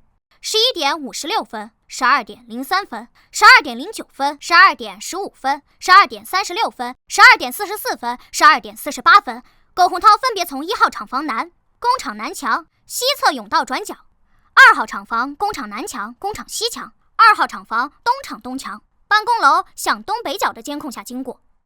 工厂一共有12个厂区监控，在短短的1个小时内，全部拍到了苟洪涛的身影。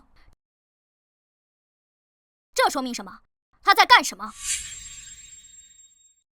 说明他今天进入办公室后不知道做了什么，先去食堂吃了饭，而后趁着中午人多，厂区各处都是人的时候，混在人群里，以最不起眼的方式抽着烟，假装打着电话，走走停停，围着工厂转了完整一圈，仔细观察工厂地形。更重要的是观察了监控。苟洪涛认为，只要趁着中午人多，三两抽烟闲聊，他混在人群中，就算被监控拍了下来，每个监控画面里的人都不一样，也没人会发现他。正常情况下确实如此。前期调查中没人发现这个，但我发现了，并将信息串联到了一起。而我所截取的这些，都是苟洪涛不仅从监控下经过，还在观察监控。这不是正常人该有的举动。就算有人注意到1次2次也就算了，没有人会全都看一遍。而苟洪涛全都看了。最后12点53分，苟洪涛进入门卫监控室，停留了6分钟离开。他更加直接的去了监控室，只是装出一副路过进去闲聊的样子。我认为他是进去观察了监控的真实拍摄范围，所以他心里在想什么，他的计划是什么。推到这一步，我几乎可以确定苟洪涛与宋冬的死脱不了关系，因为他是唯一一个宋冬死亡前几日内唯一一个观察过工厂地形以及监控拍摄区域的人，唯一一个。实际上，早在我来警署的第1天，我最先看的就是监控，而当天苟洪涛就是我心里的头号嫌疑人。之后几天的补充侦查，少数是为了排除偶然性，绝大多数都是为了针对他。而我能不能打断一下？我刚刚又重新看了案发后最初的调查资料，以及苟洪涛的口供。他的笔录中写得很清楚，在12月11日，他确实去过工厂。当晚，他又乘坐动车回到了曼河市。案发当天，他从曼河乘飞机飞往京都。被害人宋冬死亡时，苟洪涛正在飞机上。之后，我们也经过调查，确认苟洪涛确实登机了。刚刚你说不可能是雇佣杀人，可是苟洪涛又被定为了重点嫌疑对象，可苟洪涛又有不在场的铁证，他不可能是凶手。关于这一点，你怎么解释？你说的正是之后我想说的。苟洪涛确实有不在场的证据，我之后会说，请你不要急，请你不要再打断我。苟洪涛被我确立为重点嫌疑人之后，补充侦查，我找到了大女儿宋茜以及其丈夫苟洪涛1年的通话记录、身份证使用情况、银行卡信息、财富变动情况等。我发现了一件很有意思的事：宋冬死后发生了遗产纠纷，傅娇娇参与遗产争夺战，最后败诉。之后，宋冬的食品厂被估值为4000万，转让到了宋冬2女儿的名下。而大女儿宋茜得到了宋冬在各地的5套房产、3辆车，全部现金以及一些其他财产。宋冬有2套房产，皆在首府京都，售价极为昂贵，5套房产总价近3000万，可以说是宋冬的2个女儿平分了宋冬的全部遗产。而在今年4月初、4月末、5月初、6月中，宋茜分别向同一账户打款500万、600万、500万、200万，合计打款1800万。而这转账账户持有人名为苟洪波。苟洪波？苟洪波？苟洪涛？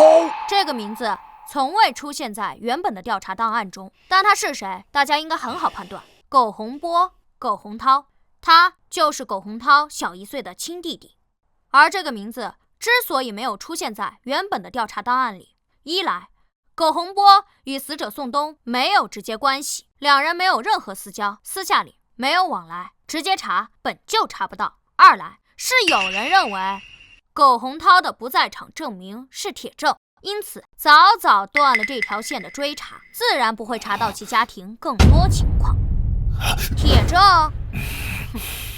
很奇怪，宋茜为什么要在警方停止调查后，也就是今年的4月，频繁向自己丈夫的弟弟打款，前后足足打了1800万之多？为什么？若是因为有钱，夫妻感情好，宋茜得到的遗产，苟洪涛也能做主。苟洪涛照顾弟弟，给了弟弟钱，但谁会给这么多次？前后已经给了1800多万，谁会这么大方？我觉得这很有问题。的确是。当然，这只是我的主观推断，并不能说明什么。金钱来往会有很多种，在这里我们暂且不说。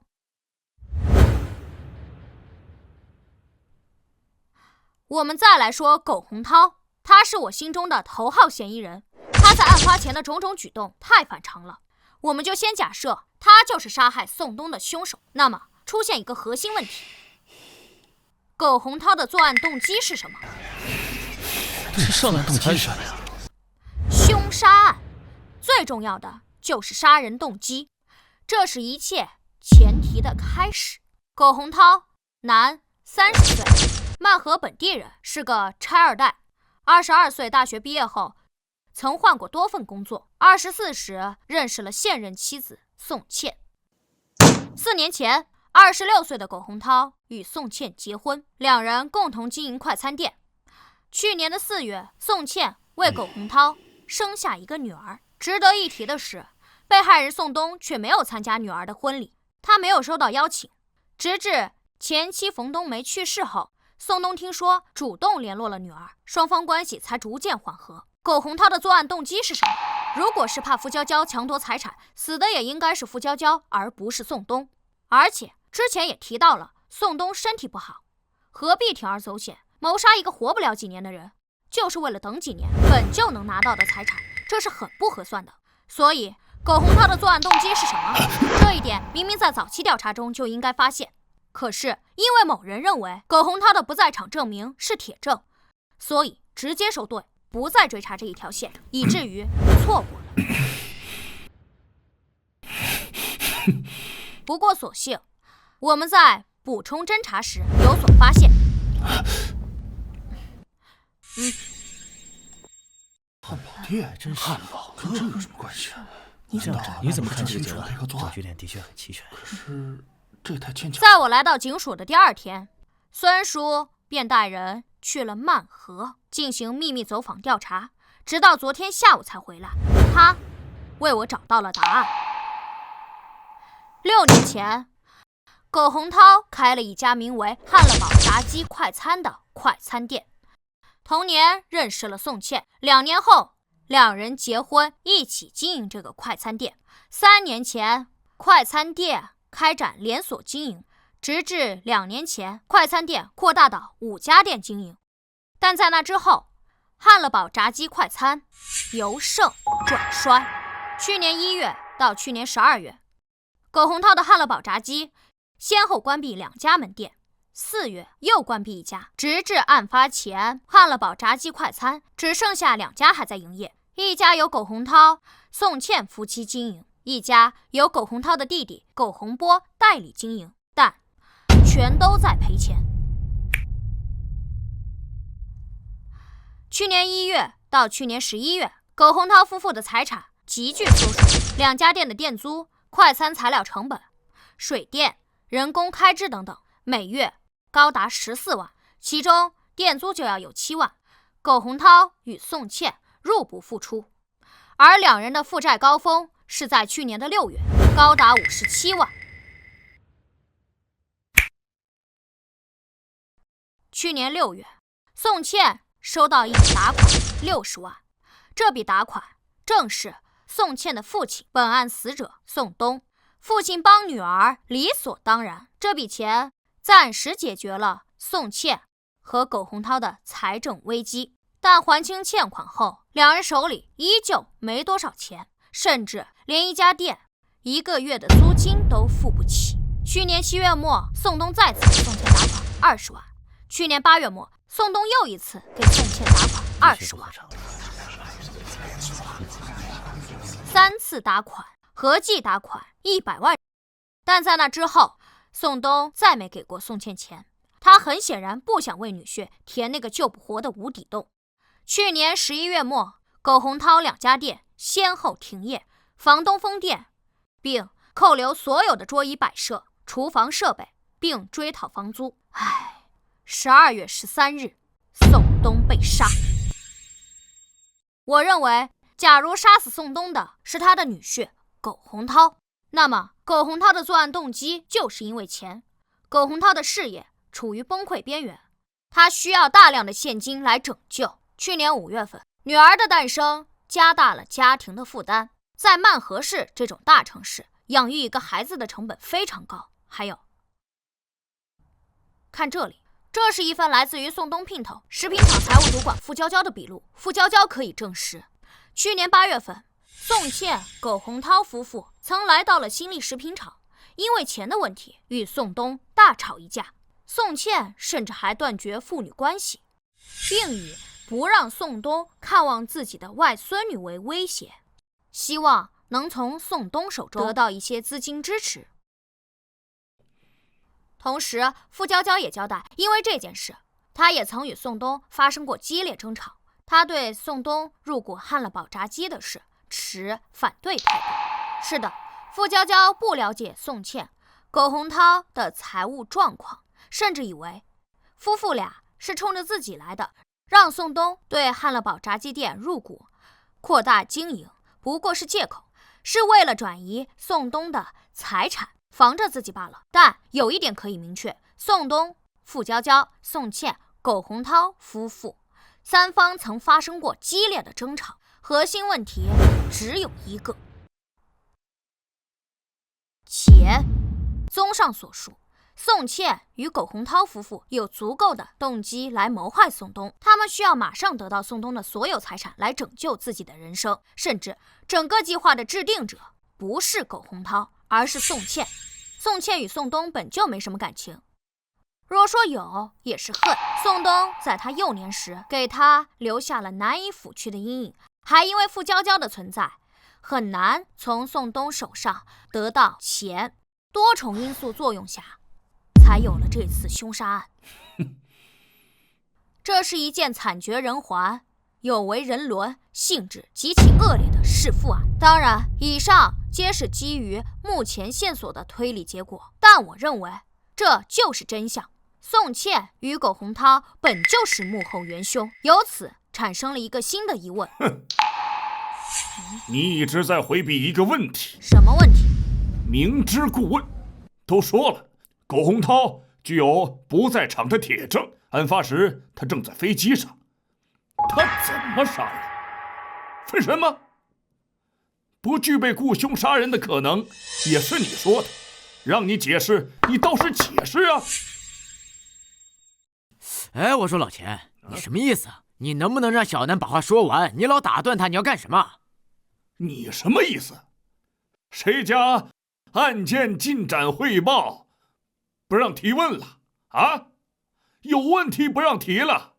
哼！何况这小子刚才的推理出现了这么大的漏洞。他前面说的热闹，嫌疑人有不在场的证明，他不解释，这一点破不了，一切推理都不成立。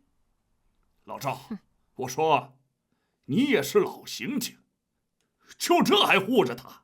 他9岁，你也9岁吗？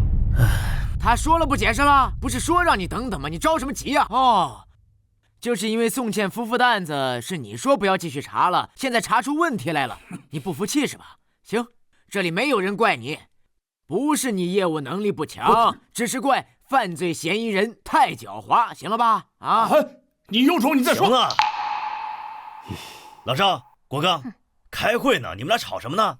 都给我坐下。唉，办案压力太大，他们也是为了破案。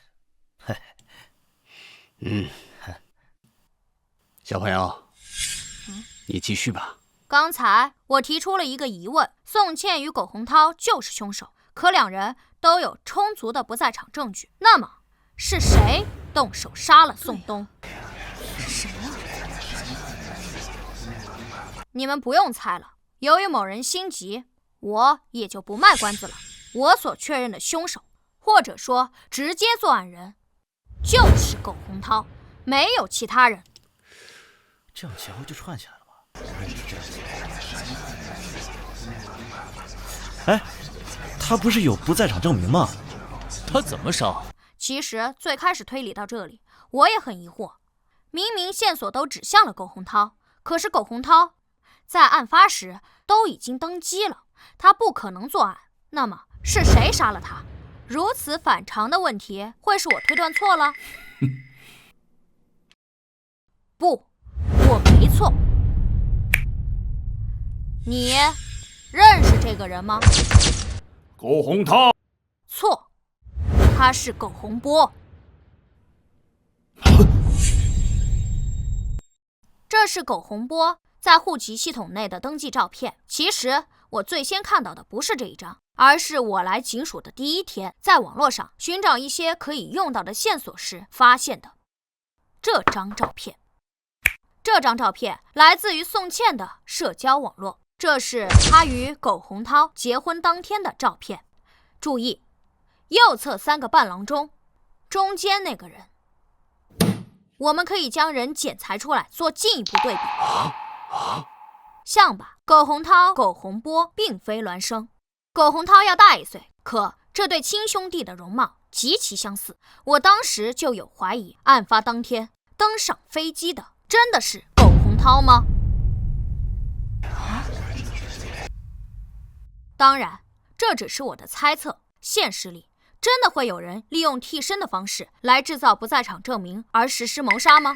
就像电影中一样离奇，制造不在场证明的类型很多，何必搞得如此复杂？但是当所有人的线索和疑点都指向苟洪涛时，哪怕情况再离奇，都有可能是真相。而且我很快就想通了，苟洪涛为什么如此安排？那1800万很有可能是苟洪波想借谋杀之事对苟洪涛夫妇进行了敲诈。弟弟什么德行，这种潜在风险苟洪涛不可能没想过，但他依旧如此安排。为什么？因为苟洪涛要故意制造不在场的铁证。不在场证明的类型有很多种，但实际上绝大多数案件中的绝大多数嫌疑人，他们的不在场证明都是同一种类型，也就是人证。包括本案，案发是9点10分，已经排除了数10名嫌疑人，他们所提供的不在场证明多是同一种，也就是人证。配偶作证、男女朋友作证、朋友作证、舍友作证等等。对苟洪涛来讲，他大可以让宋茜给他作证，夫妻俩当时在一起做什么，最简单、直接有效，不会有第三人知道谋杀计划，更安全。还真是啊，只有夫妻之间还是有这样。苟洪涛为什么不这样做呢？因为人是会说谎的。尤其是夫妻关系，做不在场证明在刑侦调查中效力偏弱。而结合本案案情，宋东死后，宋茜、苟洪涛夫妇是受益人之一，拿到了宋东的所有财产。如果只是这种不在场证明，警方绝对不会停止对2人的调查。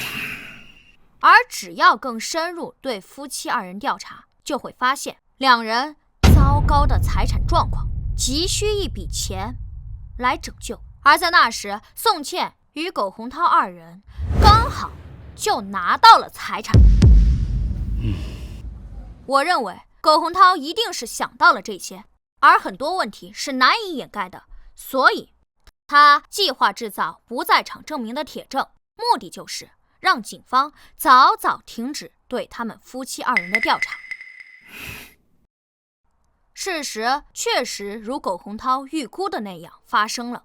专案组曾去曼河对夫妻2人进行调查，调查结果，案发时宋茜在家里照顾女儿，有保姆作证，而苟洪涛则在曼河飞京都的飞机上。专案组拿到了苟洪涛的登机记录与安检影像，至此终止了对夫妻2人的调查。这就是苟洪涛想要的结果。当然，以上种种也是我的大胆推测，还需要小心求证，需要找到2兄弟苟洪涛与苟洪波身份互换的证据。你找到了？我找到了。苟洪涛被我列为头号嫌疑人后，我们对近1年的通话记录、银行账单、身份证使用情况等进行了全面调查。我们还向通讯运营商申请苟洪波案发前后的手机定位信息，就是这份。以目前整个东南所用的通讯技术，还无法对每个用户进行实时精确定位，但早可以做到区域性定位。比如说，当有人来到槟城时，手机信号会被基站捕获，从而收到一条槟城欢迎你的短信。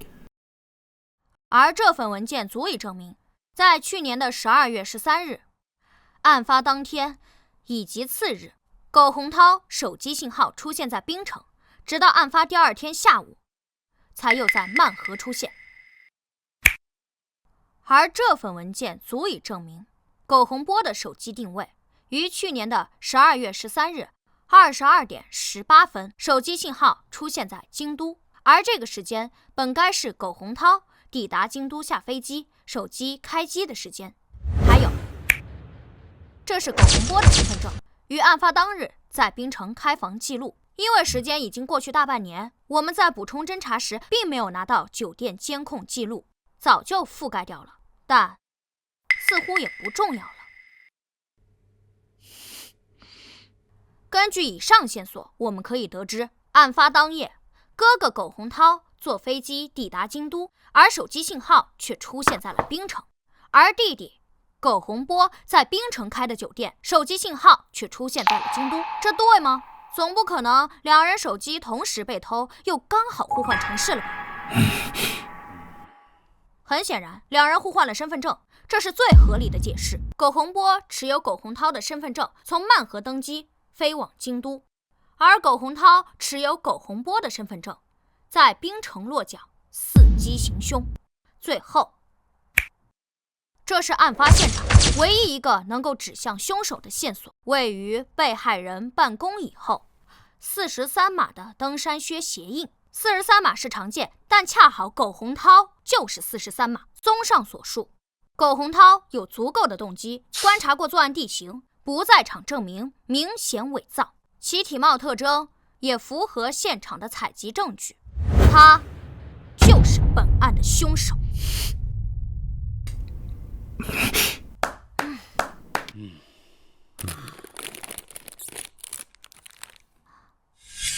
抓他吧！小小天才，小小神头，厉害呀！好啊！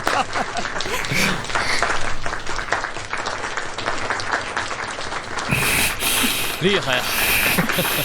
精彩！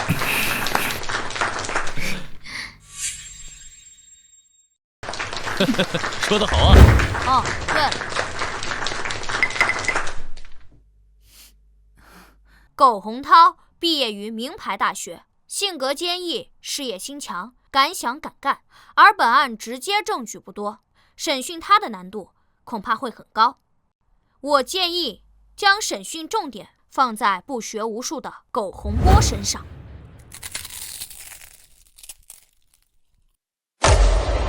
你们凭什么抓我呀？我犯了什么罪？凭什么抓我呀？苟洪波，你哥苟洪涛可是都招了，你还想扛到什么时候？招了？招什么？跟我有什么关系？他跟我们说呀，你杀了他的岳父宋东，并且在事后瓜分了1800万，他可交代得清清楚楚，你还想抵赖吗？啥？我杀的？不是你还能是谁？坦白从宽，抗拒从严，否则……不是我呀！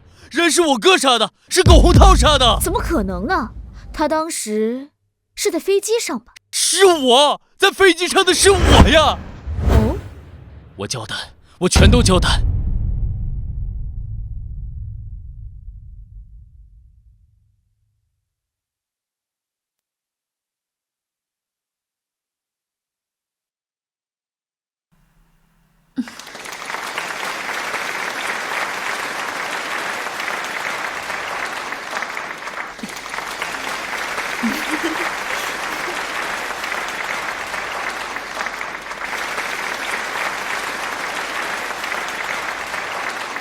因为大家的照顾。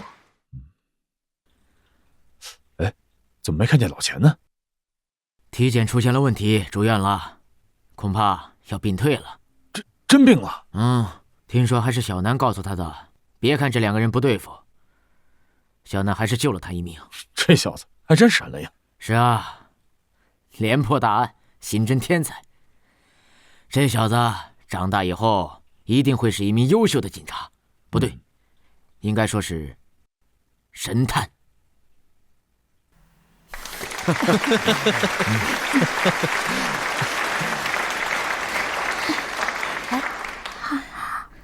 怎么这么聪明呢？我们的小神探，好可爱呀！